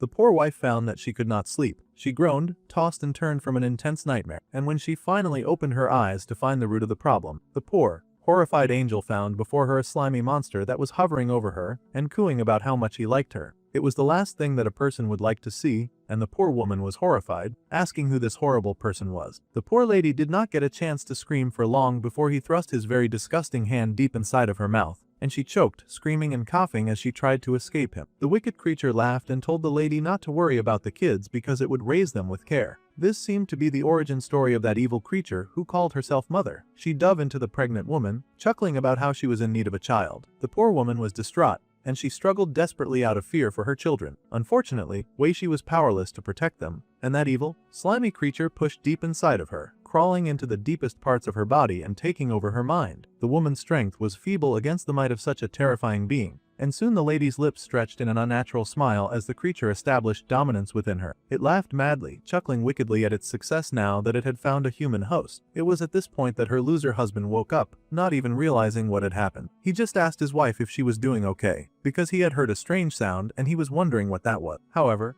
there was something off with his wife, and the man asked her what was wrong. Before that poor unfortunate soul could blink a second time, there was a fast movement, and he found himself getting mercilessly strangled by his wife. The man could not believe it, and he fought back valiantly against what should have been a feeble pregnant woman. However, this feeble pregnant sound was now super strong thanks to the demon possessing her body. Truly, the demon was not impressed with the father of her children at all. The man looked low class, and she scoffed that she just could not live with a guy like that. The whole thing was unacceptable to her, but her husband immediately knew that there was something wrong with his wife. He asked who the heck she was, but she just scoffed that he had no reason to care. Without a care in the world, this wicked creature tossed the man right out the window and dropped him. He cried in despair, his arm stretched out towards his wife, and he screamed her name as he fell from the high place to his grave on the floor. Now this creature had successfully ruined every part of this woman's life, and she laughed in mad glee, clutching her beauty with pride. Now this body and the children that it possessed would belong to her and to her alone. That was her intention. It did not take long for the woman to go into labor, and she screamed as she pushed out the twins that she had carried. It seemed she was unfamiliar with the pain that came with human birthrights because she was throwing a tantrum in the hospital during labor. She was kicking nurses and throwing everything about, refusing to calm down or even let the poor people helping her do their jobs properly. The woman just screamed that they should hurry up and get those children out of her home immediately. If she had known it would hurt this much, she would have just gotten an abortion. She screamed and yelled that they should get them out, or she would kill everyone. She screamed and roared that this was all because of Anise. It seemed she had a personal beef with the Demon Queen, also known as the main character's mother. Well, that would not end well. However, she had no reason to blame her pregnancy problems on the Demon Queen. She was not the one to knock her up with twins. A beat later, and the nurses stared in shock at what was before them. The precious children that had just been born looked wrong in every way, and they stared up at them with unnatural, bright red eyes. They looked downright demonic too. The days passed, and the woman was able to get back her shape, but now she had two little brats in her home. Her body felt so sluggish, and she groaned that it was because she had just given birth. It was horrifying to her to have so much hideous belly fat, and she wondered how long it would take for it to go away. The twins just waddled around the house, unbothered by her problem. The boy tried speaking first, reaching up to his mama. It seemed their eyes had finally snapped back to normal, so it was not the usual odd red color that they had been when they had been born. The woman was not really crazy about being a mother after all. The kids had taken some of her magic power, and she wanted them to pay her back pronto. It had not at all been her idea for them to take some of her own magic. Also, she wondered how long the children were going to keep crawling around. She would much prefer if they started acting like functional adults immediately. They should hurry up and become her little slaves so that they can protect her. This arrogant, terrible excuse for a parent really had children for the sake of convenience and was not at all interested in raising them at all. She wanted them to look after her until they could find a vessel that could fully hold her vengeful spirit. Much later, the people in town began to whisper. They knew that it was normal for the white-haired lady to be in shock because her husband had taken his own life. Still, the way she was acting was a bit too much. Comforting her only went so far, but she was really barely the Yongju that they used to know. Now she was going around town flirting with different men, and no one even knew how the kids were doing. She had not shown them to anyone, and they heard that the lady barely stayed at home anymore. Yongju had been so happy that she finally got pregnant after all that trouble, but suddenly she was barely making time for the kids. Instead, they stared in disbelief as their friend got cozy, flirting with some dude who worked in broadcasting. She chuckled and said that the man probably knew a lot of pretty and handsome kids. The man was hesitant when speaking to her, but he soon lost all sense of caution as she instantly hypnotized the poor man. His resistance completely slipped away, and the poor dude collapsed on her shoulder. The demon lady was elated. It seemed she had some sort of one-sided beef with the Demon Queen, because she kept showing off all of her young and beautiful things in this human hell, and she planned to make every last one of them her. It seemed what truly vexed her was the Demon Queen's natural beauty, and she just could not stand it. Although Youngju chased so much beauty, she had a really ugly heart, and she swore to kill the queen with her own hands one day. Now, in the current day, the old woman sobbed and cried, saying to the detective that Hyen was a girl who was slated to be the center of the debut group. She was more talented and more loved than anyone else. That witch cried fake crocodile tears when she had been the one who ordered the teenager's death. The detective asked the standard questions of if the victim had any grudges with her colleague, or if she had been stalked by anyone. The old woman coughed about that, delaying her answer for a bit, and the detective had to ask if the CEO was okay. The lying pretender was more than okay, but she had to really sell the situation if she wanted to get the police off her back, so she blew her nose for dramatic effect. The boy, who was suddenly acting all civil and sane, said that it would be best if they stopped her for today. His mother was clearly overwhelmed, and they did not want to affect her health. Besides, the CEO thought of that girl as a daughter. The dark-haired girl even suggested that the detective go ahead to question the other trainees first. The man sighed and nodded, accepting the situation before leaving things. It was time for them to head out, so he went with Detective Park Song-hoon, and they left the two alone. The other detective was ready to go, but she did look back at that very suspicious family. Even if she could not place it, she could still tell that there was something very off with it. The door closed behind them, and the old woman barfed from all of the pretense that she had to keep up. Suddenly, she threw up a whole flood of the most disgusting creatures ever seen. It was worms and greens and the most vile bugs to ever exist. The woman roared in hatred, causing the detective to scour the place like a rat on the hunt. She should have expected that when someone from the company died, the police would step in. That was how the human world worked. The woman raged that she had spent so much money that she had funneled to them. She wondered what the top brass was even doing. Her son tried to cheer her up, telling her that the detective would eventually stop. But the woman screamed that her body was already rotting away and she was dying of impatience here. She had just found the perfect vessel, but then stupid Hyen had put a flaw on her face, and now she had to wait for the body to heal, and she was running out of time. The boy still tried to pet her, telling her not to be anxious. They would have Jung Minna's body ready soon. Getting stressed would just ruin her perfect body. It seemed Soya was the mama's boy of the team, and the woman growled that her son should hurry up and make the body perfect for her. Now, all of the team had heard the news about Hyen. Apparently, someone crazy had cut the poor girl up. There were too many psychos in this world, and attacking a high school girl with a knife in broad daylight sounded like an absolutely horrible thing to do. The two were worried about the safety of the other girls, so, to settle the restless atmosphere, they would be starting some dormitory life tomorrow. They should all get ready to move into the workplace. The other girls were surprised, of course, and asked if it was absolutely necessary. The boy explained that there should be no reason why they could not. Idol dorms were a standard rule of forming an idol group, and it was important to get the team familiar with each other as much as possible. They are to become one as a body. However, Minha was very worried about her mother and brother. If she were not him, she was sure that their father would pick on them. The girl had taken on the role of a natural protector, so of course she was worried about. The twin daughter finally spoke up, not to mention how their new center sure had a lot of demand. If she was not up for it, then they would have to ask her to leave. Her brother interrupted, telling his sister not to rush ahead into things. Mentally, he asked his sister what the heck she was doing. They knew that they could not scratch Mum's new ace, or she would kill them. The happy boy then turned back to Minna, asking her if she understood. Yongi really cared for Heian after all, and she was ultra-sensitive right now. It would be best if they did not make their scary, emo sister angry, and they should just listen and obey. The CEO would explain everything later to the girls, so they should just pack their bags and meet there tomorrow. Still, Minna was worried about living in a dorm. She was already anxious because even her brother had changed lately. She worried that even more time away would make him change more. Meanwhile, the brother in question was busy huffing and puffing, and he was making his poor servant number 1 strain his muscles in an attempt to get stronger. Poor Sin was going through a lot.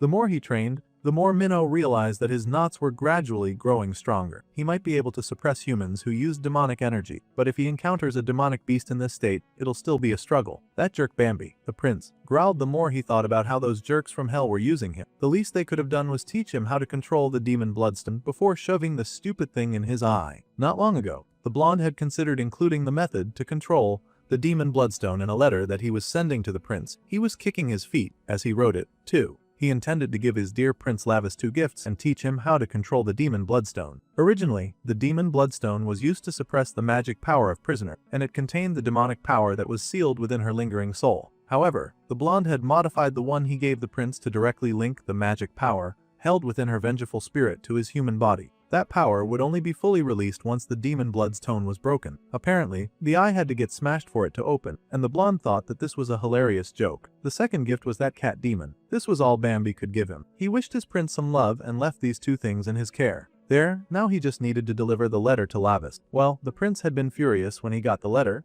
and he had instantly ripped it to shreds and cursed out the stupid blonde for using him however he wanted. That idiot had not even bothered reading the letter before tearing it apart. Now he was clueless and only now realized that the method of controlling the bloodstone was written in that letter. The prince was a bona fide idiot. The cat raced forward then, yelling to the Master Lavis that something terrible had happened. The cat was so shocked by whatever she saw that she was running on 2 legs. Apparently, it was news about the Yongju and the twins, the ones the boss asked her to spy on. Quite unfortunately, he had been right about the demonic energy, and the CEO Han Youngju was actually Mara. San was not so familiar with the name, and he asked who Mara was. She was apparently the Witch of Greed, and one of the 12 black seats. This Maravelius had snatched a human body and was now living among the humans. The demon prince laughed when his dark suspicions were confirmed. So that woman had been hiding here all this time. Time for a flashback. Back in the demon realm, The Lady Aeneas was known as the most beautiful goddess in the demon realm. Even her silent lips were considered outstanding and gorgeous, and people always asked her for tips on becoming more beautiful. The sweet demon queen had just smiled at her curious guests back then, telling them that if they so desired to become beautiful, then they needed first to learn how to hold the truth within their lips. Instead of getting burned by this obvious insult, the court ladies cooed, sighing that every word she spoke felt exactly like a poem. A lady commented that since she only spoke the truth, she supposed that she should become beautiful as well. Another rather plump damsel also beamed and said that she was having her daughter learn the art of rhetoric so that she could also resemble the beautiful Lady Aeneas, even if just a little, because she wanted to teach the child that words themselves are both a weapon and dignity. The bright demon queen smiled at the two eager women, saying that she would then grant the blessing of the silver tongue to the lady's sweet young girl. The girls were overjoyed, gasping and thanking the sweet Lady Aeneas with all of their hearts and minds. Meanwhile, there was a rather gloomy-looking girl at the ball, lips chapped, with eye bags under her eyes, who scoffed that this was all a bunch of nonsense. She was clearly jealous. A nervous blonde beside her tried to say that Lord Villiers was rather beautiful as well, just to cheer her up, and the maggot-eating witch turned to grin at the young lady, granting a blessing to her daughter as well. The gloomy jerk prayed that the poor blonde's daughter would struggle, end up consumed by a lump of desire and then die. It really did not matter if she did fix her face because that ugly pig was rotten to the core, especially in her heart. The poor blonde was horrified to receive such a terrible curse for the sin of being nice. Meanwhile, that stupid, jealous, gloomy rat was still fuming and growling that she would never let this situation slide. She was gonna make her one-sided jealousy her whole personality, and all of her rage was directed at the one person who actually acted with decorum and care. She wanted Aeneas to pay. Thus,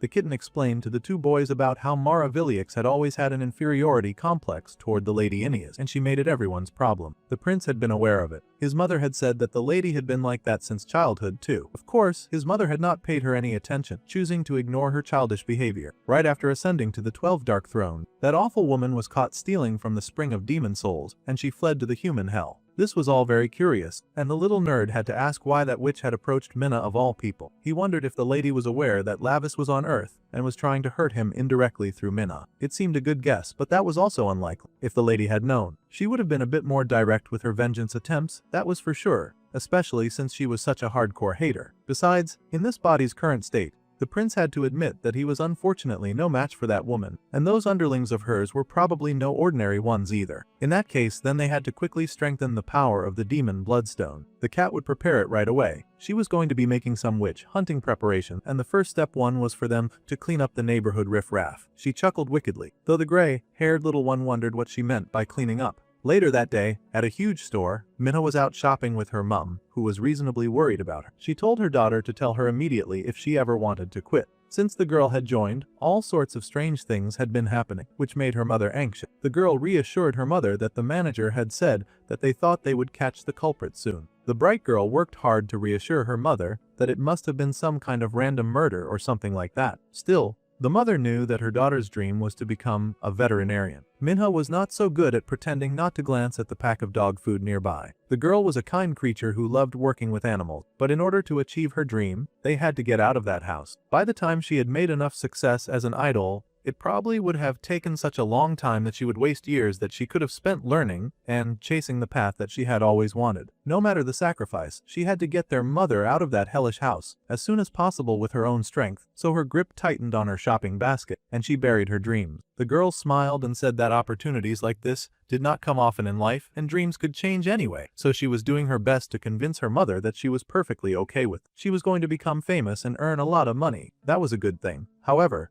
the mother was worried that she would not get to see her daughter's face often if she lived in the dorm, but the girl asked her to cheer up. That man would quiet down a bit once the election was over, so that should be good. Still, the mother was disappointed in herself and her choices. She apologized to the girl, knowing that if she had not remarried, then her children would not have to go through such a horrible reality. Well, it was much too late to start regretting decisions long since made that could not be changed now. Besides, the girl pointed out that the lady had it hard enough raising both her and her brother at such a young age. Dad's passing away was not her fault either, and before the marriage, that horrible man had actually treated them so well. It seemed that the rat had been after their inheritance all along, and he had put up an act to deceive the whole family. The mother softly called her daughter's name, but she stretched her resolve and beamed at her, telling her mother to just wait a little. She would work hard, and then they would succeed. Meanwhile, in an amusement park, A lot of people were having fun. There were screams of joy and fear from people on the roller coaster. Lavis chuckled darkly, a lot of dark aura leaking from him as he called humans pathetic for being so shaken by something as silly as a park ride, saying that there was nothing scary about it. He looked pretty haunted from the ride. San asked if it was because he was a demon, because he sure relieved himself rather comfortably. The boy protested that he just had indigestion from eating something spoiled. A barely believable lie. But he should at least wipe his mouth before he talked. This was why the prince should not have insisted on trying that crazy ride. The prince was so offended that he had endured the most brutal of fights back in the demon realm, but never had he been so disrespected as he felt riding that human-made monstrosity. He was never riding that again. Somehow, he found themselves before a horror house, which should be something a bit more to his liking. The boy asked Street if this was the right place, and the cat assured her Lord Lavis that they were here. A demon that had been imprisoned in the human world recently slipped out of their surveillance, but with her sharp instinct, she had been able to track it down. The nerd was shaking so badly because he really did not want to take part in this mission, but the prince just casually asked for the demon's name. The creature was called Scream, and it had the ability to convert people's screams into its demonic power. It also transformed the sound waves born from fear into demon realm frequencies and could inject the power into itself. Basically, luring it with someone who screams frequently would be very effective. In other words, this was exactly why poor Sion was being made to go on this horrifying mission. The prince was pleased that his little attendant was finally useful, though the boy protested that he was a man who knew no fear, and he had never screamed once in his life. Such rich lies he told. At any rate, the prince dragged the nerd and figured he might as well prove it while they were inside. The cat would guard the entrance so they could go ahead. The poor kid was horrified, of course. Once inside, the horror house was decorated in its usual ghastly horror house fashion. The prince had to ask why people were afraid of things like this when it was just a decoration. Poor Shan was clinging tight to the other boy's arm, terrified of what they would see. Thanks to what Stret had said about the demon hiding in there, the little human felt a strange presence, like there was something really in there with them. However,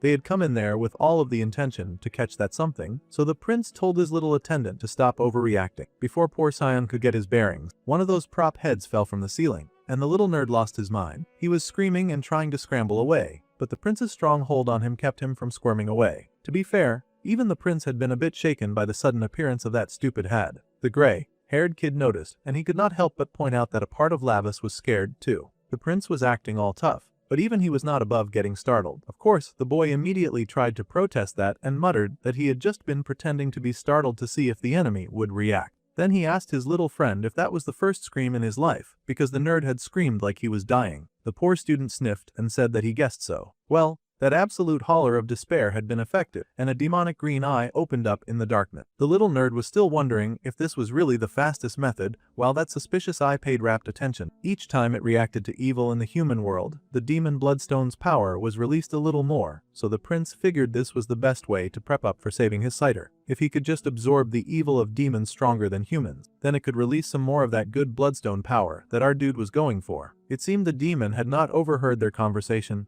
but it had sure heard that scream, and nothing got him all gassed up like the sound of fear. It had been a sound like sweet, clear, crimson blood. He could not get enough of it. It was pure, like a baby's first cry. So of course the nasty creature wanted to claim it for his own. That demon was a tad bigger than they'd expected him to be, and it suddenly revealed itself, much to poor Sound's horror. The creature declared that the nerd's scream was delicious, and it leapt down, demanding that the human boy scream more. The poor kid trembled and called for Minnow. They had found the demon, so it seemed some butt-kicking would be in store right now. It was indeed the demon that they had been looking for, and a gentle hand stopped the claw that reached out towards the bespectacled kid. The young prince gave one warning to the big demon not to touch the human boy, who was his attendant after all. The demon took a pause, noting that Minho was not human after all. Minho cut to the chase and called Scream by name with a wicked smile on his face. The prince was now interested to hear what kind of scream would come out of the demon's mouth. Of course, that giant demon could not instantly tell who he was talking. Lavis' body worked well when it came to concealing his true strength, and the demon scoffed, batting the boy away like he was no more than an annoying fly. He saw no reason why he should have to listen to someone like that. Instead, the demon was focused on the good stuff and soon trapped Cyan in a sort of bubble film as he urged the poor, terrified boy to scream. Naturally, Lavis did not take too kindly to getting dismissed. Only his left hand was usable right now, but he could work with that while he taught that stupid creature a lesson for trying to dismiss him. The prince raced forward, targeting the demon as his enemy, and the arrogant creature cackled and asked the boy where he thought he was crawling to. The almighty Scream had no intention of getting beaten by a high school kid after all. Poor Lavis got knocked back once again by the force of that demonic power. The only thing worse than getting tossed around like a rag doll was the knowledge that he could ragdoll that stupid, screaming menace if he just figured out how to manipulate the stupid bloodstone to his own advantage. San yelled for his friend to watch out as that big demonic claw came right at him, but his terror was just strengthening the stupid beast. At this point, the nerd was more of a liability than an asset. The monster was truly enjoying feasting while the poor boy screamed for his life. At this point, Lavis was heated about it too. Here he was scrambling to save both their lives, but Cyan was over here feeding the enemy a 5-star meal. The human would do them both a favor by shutting up and not giving more power boosts to their hellspawn enemy. Even though the gray-haired kid closed his mouth, that disgusting scream was still getting off to his eyes filled with terror. There was no end to this demon's degeneracy. The demon cackled and said that he should be making some earrings out of those beautiful, terrified eyes. Naturally, the prince did not want to hear such foolish and disgusting words being spoken about property that he owned. He managed to dodge that heavy fist that came down, but his left hand was still on fire, and he growled, asking who the heck that devil was calling terrified. He charged forward, leaping into the air with rage, and this time Scream finally took proper notice of the kid, laughing that he loved watching the kid struggle to fight him with those short arms. In fact, the monster found those arms so very cute and adorable. He was clearly making fun of the poor prince. The dark-haired boy was furious. His leap could not even surpass human levels while he was bound to this stupid form. The situation was more dire than he had expected. The poor kid could not even handle a demon of this level while he was restricted to this body. Before he could properly retaliate, poor Lavis got snatched out of the air, and he groaned in pain. Sion was horrified to see that, of course, but he worked double time to keep his fear in check, at least the parts of it that he could control. Still, he worried about his friend Minho. The main character found himself stuck in another person's hand, struggling to get out of that unforgiving grip.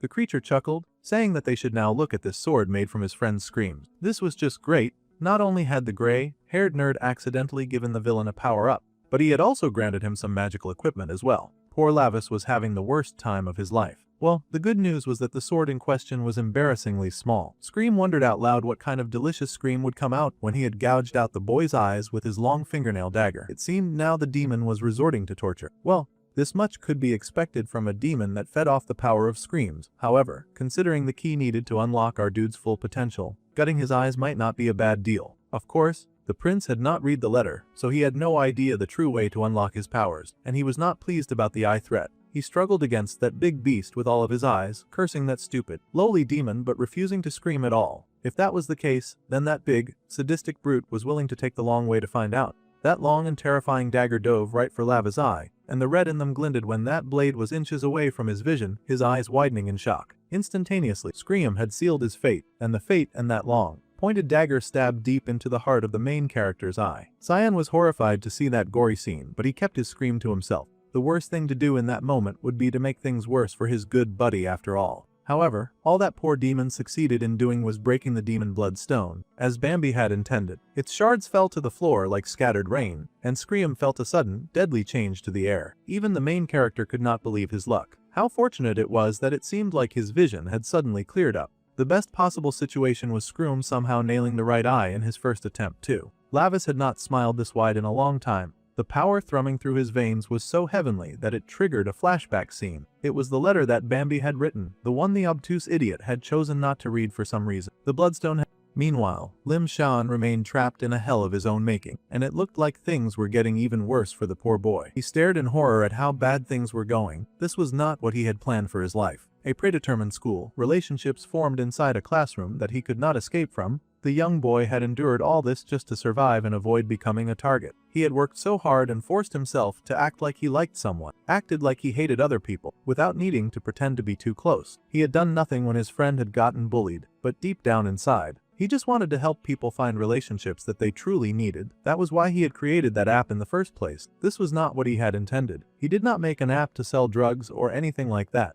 The boy worked hard to disable it somehow, to end the reign of terror that was spreading fast. He worked as fast as he could before the punks guarding his room could notice. Of course, they eventually noticed, and they growled, wondering what was going wrong with their equipment. Now they were getting some kind of messed up error message, and they growled, mumbling that the apps were now acting weird. It was a last-ditch effort, but Sion had to hurry if he wanted to successfully break everything before his captors found out what he was doing. They were kind of stupid and slow, so they should not have noticed what he was doing. The boy hurried and put a chair at the door, which immediately alerted all the strong jerks in the room that he was definitely the one responsible for all the errors. It was a move made too fast to think logically because he could definitely see the huge window made of glass that made the room very accessible to these violent punks. As soon as they realized what was going on, they immediately started raging, roaring and cursing at the kid, as well as doing their best to get inside. They had to hurry and open the door before he wrecked their business. As they were trying to do that, the little bespectacled kid was working very hard at deleting the app and all of its data, so that no more of that filthy blue ribbon could be spread around the world. He moved quickly, faster than his little fingers had ever moved before over the keyboard, his fingers moving with urgency as he tried to fulfill all of his desires as fast as possible. He begged for this to hurry and work,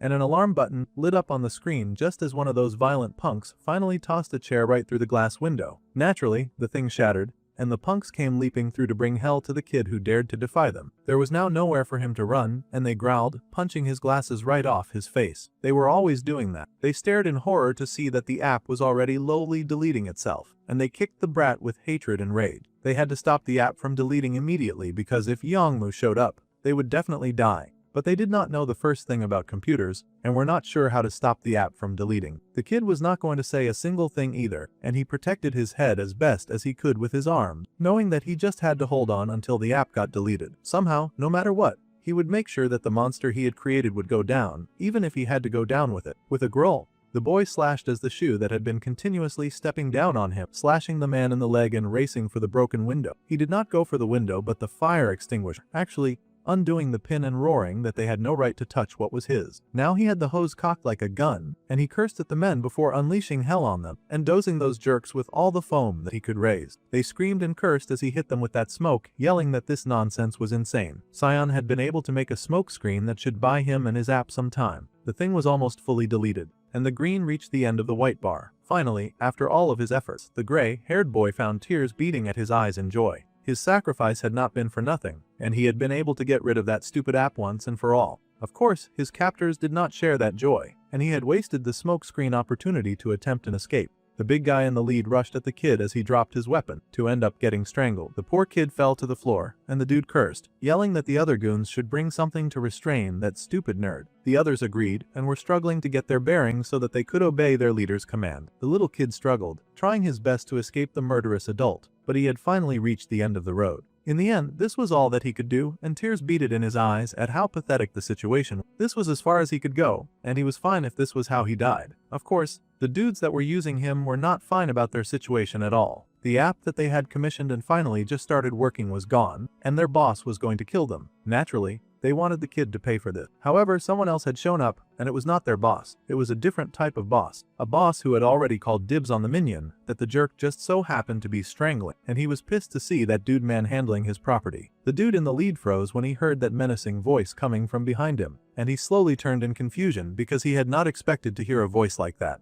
His confusion lasted for a few minutes, but a few minutes was all that Lavis needed to stretch out his demonic hand and attack that brute. It seemed the minions were still standing, and they wondered why their precious Song Jinhong was screaming like that. The mist cleared a bit, and they could finally see that their precious Hyun was getting whacked very fiercely by some kid who had suddenly shown up in the area. Naturally, they were stupefied to see this and gaped in shock at what was before them. When they had finally picked their jaws from the floor, they rushed at this stranger to get some revenge, but the prince had already dealt with bigger fry that night, and these guys were hardly worthy opponents. He rushed to meet them too, and those idiots got whacked by the heavy power of a misophobe who could not stand dirty people or their dirty deals. Those two idiots came crashing down, and Lavis glared at their audacity to lay a hand on his one and only servant in this stupid world. That was his first servant, and he was kind of territorial of it. Even if he died, he would not let what was his be taken. The way demons did things, they were very protective of what they claimed to be theirs. The little scion pushed to his feet in confusion and surprise to see Minho here. His friend had come to save him. It was a miracle. The boy remembered the first time he had shown his dark-haired friend the app that he was developing. It was the kind of application where people who got along could gather and interact. If they lived nearby, then they could share locations with each other and even form study groups. The kind of app that was formulated by someone so disconnected from reality that they could not consider how dangerous such an app could become. Of course, back then, Minho had been really impressed to see that his friend could make something like that. Then he paused and pointed at the strange-looking read alarm button. The boy blushed and explained that back when Minho was dragged away by Taewa's gang, he was sorry that he could not help back then. At the time, he honestly could not find where the dark-haired boy had gone. So, he had an extra safety feature. If that button was pressed, then the boy's location would show, and it would be sent to only friends. It would help friends find each other when they were in danger. If something happened, and Minho got kidnapped again, then Sean wanted his friend to just press that button. Then no matter what, he would come to help him, whether it meant reporting it to the authorities or gathering friends like them together. The dark-haired boy had been so touched by this feature back then. Minho had softly mentioned that he would download it too back then. Now, Sion found himself face to face with his friend, who had appeared and had saved his life. His eyes watered with tears as he stared in shock at the kid looking down at him. The boy had indeed gotten the red alert, and he had seen the location. Lavis was able to guess that his attendant had sent this message. His friend had gotten his signal. This was a very intense and heart-warming moment for the gray-haired boy, and he was so close to tears. His app had finally worked in the way that he had designed it, with the intention that he had for it. Tears fell down his face, and he broke down in tears of relief and joy, thanking his friend for coming to save him despite the danger. The poor kid fell to his hands and knees, and thanked his friend with all of his strength and power. Meanwhile, Taehi was cursing and hissing and spitting. She could not believe he had lost luck, and she had no idea why they had suddenly found Thumbelves facing an enemy that was so strong. The kitten told her to stop moving already, and the girl hissed, trying to escape. Still, the cat had to huddle her tight so she could not get away. Fortunately, Lavis returned, but that distracted the blue-haired cat girl enough for the tattoo artist to slip out of her hold and make a run for it. She ran in horror, and Street tried to get her. But the young lad just told the girl to leave the tone alone. They did not need the tattoo artist anymore, now that he had destroyed the drug, the stupid app, and he had his favorite minion back. First of all, it seemed that all the devouring flowers they had were finally gone, because that thick stench was finally gone. The boy had also made sure to torch the entire warehouse of that disgusting powder. The firefighters had come in to take care of the flame and save the trees around it. They worked hard to suppress the flame with all of their firefighting tools. They happened to find the redhead placed in a safe place away from the fire. It was unfortunate that our dude was not able to roast those guys as well, but he could not kill, so he just tossed the gang leader and his goons to the side. The firefighters were shocked to see those people. They looked half dead, but they would be able to save their lives and hopefully throw them in jail. Meanwhile, Minho and his little team skipped happily back to safety. The attendant got his glasses back, and it was a miracle that they were not broken. Now that he could see again, he stared in awe at the funny-looking blue-haired girl with a horn and pointed ears. Meanwhile, the main character was starting to feel like his Uncle Vamber was totally using him. He glared at the sky and promised that as soon as he got back, he would not be letting this raggedy behavior slide at all. They had to check in to be sure that they did not need to go to the hospital. Minho insisted that going to such a place was annoying, and he would rather sit around and let the boy tend to him. His attendant was quite happy to do so, smiling softly as he thanked his friend for coming to save him. He had just pressed the SOS in case, but he had not expected his friend to actually come. Now that the boy thought about it, he mumbled that he was kind of already on the way to that building by complete coincidence. However, the cat shut him up immediately so he would not hurt the little guy's feeling. There was no need for the squirt to know that it was a coincidence. They had taken the route to the hideout following the tattoo artist's instruction. If she was lying to them, the prince promised that she would end up like that dude earlier. The girl growled and complained that they were doing this just because Sean was their friend. That had to be why they were going this far. That was when the dark-haired boy realized that they had captured his slave number 1. That answered the question of why the boy had not shown up at school that day. The girl was shocked that the boy had done all this, and he had not even realized that they had his friend. In that case, she had to ask what the reason was for him doing all this. Of course, Minho had no intention of answering a bum like her, but he did notice that the red alarm on his phone was beeping considerably. At any rate, it would be rude to mention now that the whole thing was just a coincidence, and it would hurt his friend's feeling. That was not how human relationships worked after all. Besides, no matter how high and mighty he was, this sentence was still a punishment, and the demon prince had to live here a while, so he needed to work harder at developing human relations. Plus, this student was clearly looking up to him, so he could stand to be much nicer to him. Sion was like a puppy, happy to follow him into the line of fire if that was what it took. Right, Sion had been wondering for a while, so he had to ask just who this blue-haired person was. The main character said in the most bored tone of voice that his newcomer was his subordinate, and her name was Street. Now the gray-haired boy stared in awe, his old theory of his friend crossing dimensions coming back. Could it be that Minho had some kind of world-changing secret? Now, the little nerd had a serious question to ask his friend, and he would prefer an honest answer, of course. The way the dark-haired boy had changed was so unreal that he now had a subordinate wearing the strangest of clothes. The little nerd shook and forced the words out of his mouth. He was apparently worried that his sweet and innocent Minho had probably joined some kind of bad organization. He hoped so much that his friend would not get involved with bad people, but it had come to this. Meanwhile, The main character was thinking that now that he had claimed the little nerd as his, it was possible that there would be others trying to target his servant in the future. In that case, he guessed that he could not keep lying to the boy forever. That was right, just as his little slave number 1 had thought. He was the son of the great demon king who had descended from the demon realm, and his name was Lavis Vindic. That was not what Cyan had thought at all. In fact, the poor little nerd was staring in shock at the black-haired boy as he had suddenly switched to speaking Spanish. There was no way anyone would guess that he was some kind of demon prince. That idea was absurd. It was so much for the little guy to wrap his head around, but the main character just smirked that this was how it was. Since the boy already knew, he now had to help him with his work from now on. However, the gray-haired boy was still in some disbelief. He had not expected Minho to spout nonsense about being the son of the demon king. Before he could finish that thought, he looked down and saw a cat nuzzling up. That creature had come out of nowhere. Right. Well, the prince did not feel like handling any form of difficult things, so he told Street to explain it to him. He had fought all day, so he was tired. Without missing a beat, Street went ahead to explain, never mind that he was speaking while still being in the form of a cat. The poor nerd was about to lose his mind from all the things that were happening around him very fast. He had a talking cat in his house, and his best friend was suddenly spouting nonsense about being the Prince of Hell. Of course, the poor guy was overwhelmed. It was so much that his brain seemed to zone out, and he lost all color. Meanwhile, back at the fire wreck, the gang leader was just waking up. Once again, it was a huge shame that they could not just kill the dude. They had burned everything, and they would head out first by transporting this kid to somewhere safe. While the kid was busy crashing out inside the van that they placed him in, being heated about how he had not been able to kill Lavis, suddenly, someone showed up before they could cart the redhead away. The firefighter asked for the stranger's identity, trying to tell him that the area was restricted, but the poor guy was silenced literally, and then waved away. It seemed to be Lord Hilt that Yongmu loved to worship so much. The demon greeted the poor child, saying that the boy looked so miserable. The boy greeted his Lord Hilt, swearing that he would definitely kill the dude who did this to them. The demon told the kid that they should go talk, and he retrieved him from the wreck. Meanwhile, the female firefighter was looking through the site. They had received the report that all the dealers had been subdued, but they wondered who on earth had made their work so easy for them. Plus, the drugs had been approved by the Ministry of Food and Drug Safety. Now that was dangerous if illegal, harmful drugs had sway over even the government. They had already spread in large quantities among young students as well. This was trouble, and the lady cursed at those wicked people who would create such a terrible thing. Suddenly, she glanced to the side to see one of her colleagues drop to his knees and groan about a headache. The lady rushed over to ask if the detective was okay.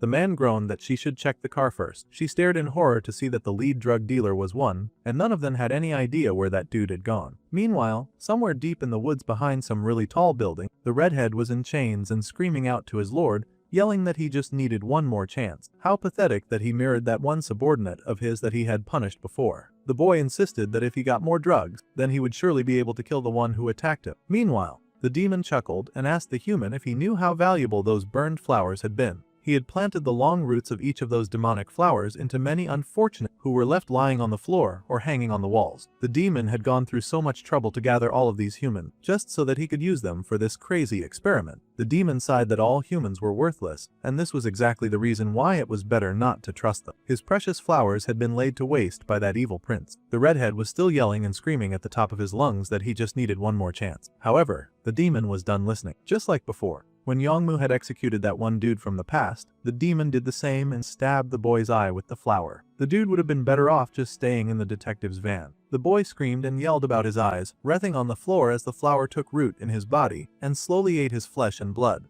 The demon scoffed and asked the human if he could remember the blood oath that they had taken. The promise was that the human would prove his final loyalty with those flowers that he had been given. Just as he had grown them, he would now become their eternal fertilizer, and the human screamed in agony as the flowers took root. Meanwhile, the terrified tattoo artist was hurrying to call someone, mumbling about how she had to survive. She just needed to grab the coin wallet and run. That was her whole plan. She seemed to be raiding an office and cursed because she could not find what she was looking for. Someone found her and then informed her that they had gone to the office, but the police were there. In fact, he had come just in case. It was that dude that she had tattooed on the head, and he had a knife. It seemed that he had come for some kind of revenge. The girl leapt to her feet, cursing at him and yelling that he had no right to cause any trouble. However, he had not forgotten what she had done to his forehead. In fact, he had also had some of that blue ribbon stuff that they were selling, and he was hungry for more. The girl called him Cray, wondering just how much he had already taken by himself. She noticed a nearby weapon and grabbed it, determined to fight and defend herself. However, she had a stick, and he had a knife. It was a huge weapon imbalance. One stab and the lady fell to the floor, gasping and grunting in pain. The dude was still completely out of it,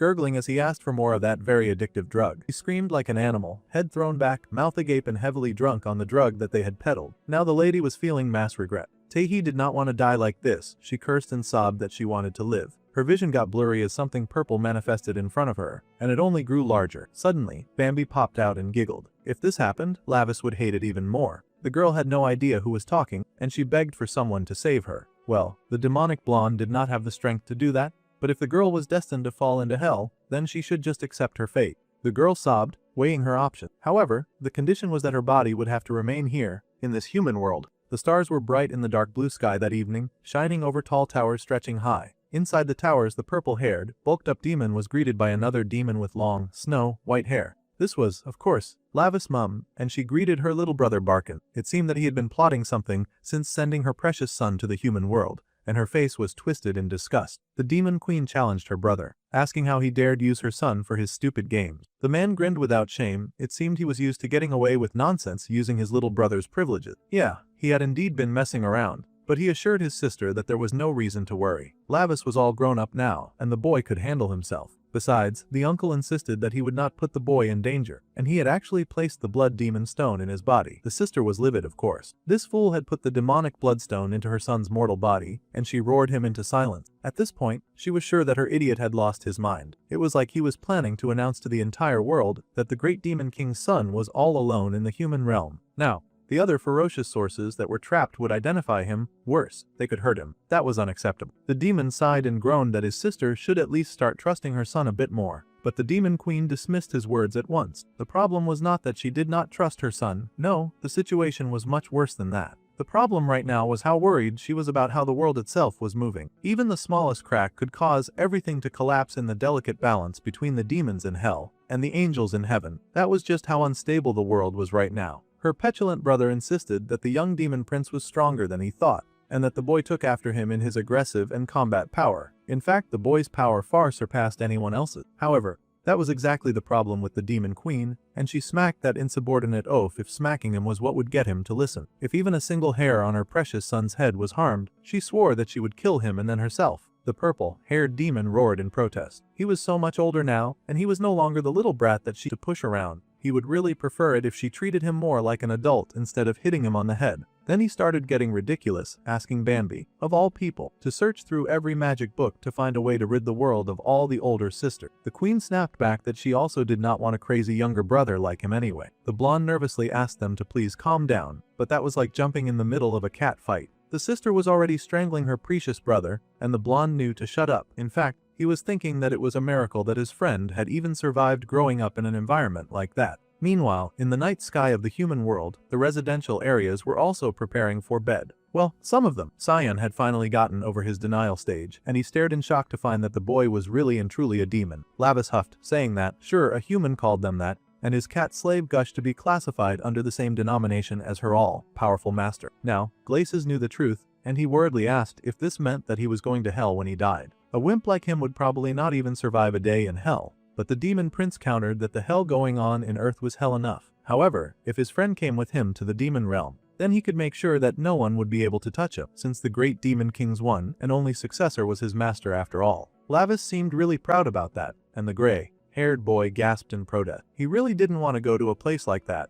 After suffering so much on Earth, he would really prefer the angel crowd. However, the demon prince was possessive as heck, and he growled that the boy was not allowed to go back. The prince swore that he would rip out Bambi's eyeballs and suck on them like lollipops as soon as he got back home. That was exactly the type of behavior that discouraged the kid from going to the demon realm. Well, the gray-haired boy then worriedly asked what had happened to the real Minho, his precious friend, whom he had built this app for. It was unfortunate, but the cat pointed out that the black-haired human kid had been destined to die anyway. Lavis's soul had been placed in basically a human corpse, since only the bodies of people like that could be used as vessel. Poor Glasses was distraught to hear that his sweet and kind friend had always been destined to die. That kind of thing was a hard pill to swallow after all. No one wanted to hear that their friend would always die young. In a display of fondness, the prince told his little servant to cheer up. After all, they would all meet in the demon realm in a few decades anyway. Poor Sion was even more distraught and cried even harder since he'd be going to the demon realm. The demon prince was very confused by this reaction. Humans sure had uselessly vivid imagination. The demon realm is actually a pretty fun place. Street happily agreed with him as she thought of all the manic and tortured people that existed in that place, which was truly the height of fun. The poor nerd was having the worst time of his life. At any rate, the little nerd still had a long way to go before that, and he did not need to worry. He just had to treat him the same as before, and to not let it slip anywhere. The little nerd trembled and swore his silence. It was not like anyone would believe him if he said anything anyway. By the way, the boy groaned that his whole body ached again, so he would have to go home now. Of course, his cat followed after. It did not take long for the boy to get back to the very large apartment building that contained his home. With a groan, he rubbed the back of his head and stepped inside, sure that he had used way too much bloodstone powder this time.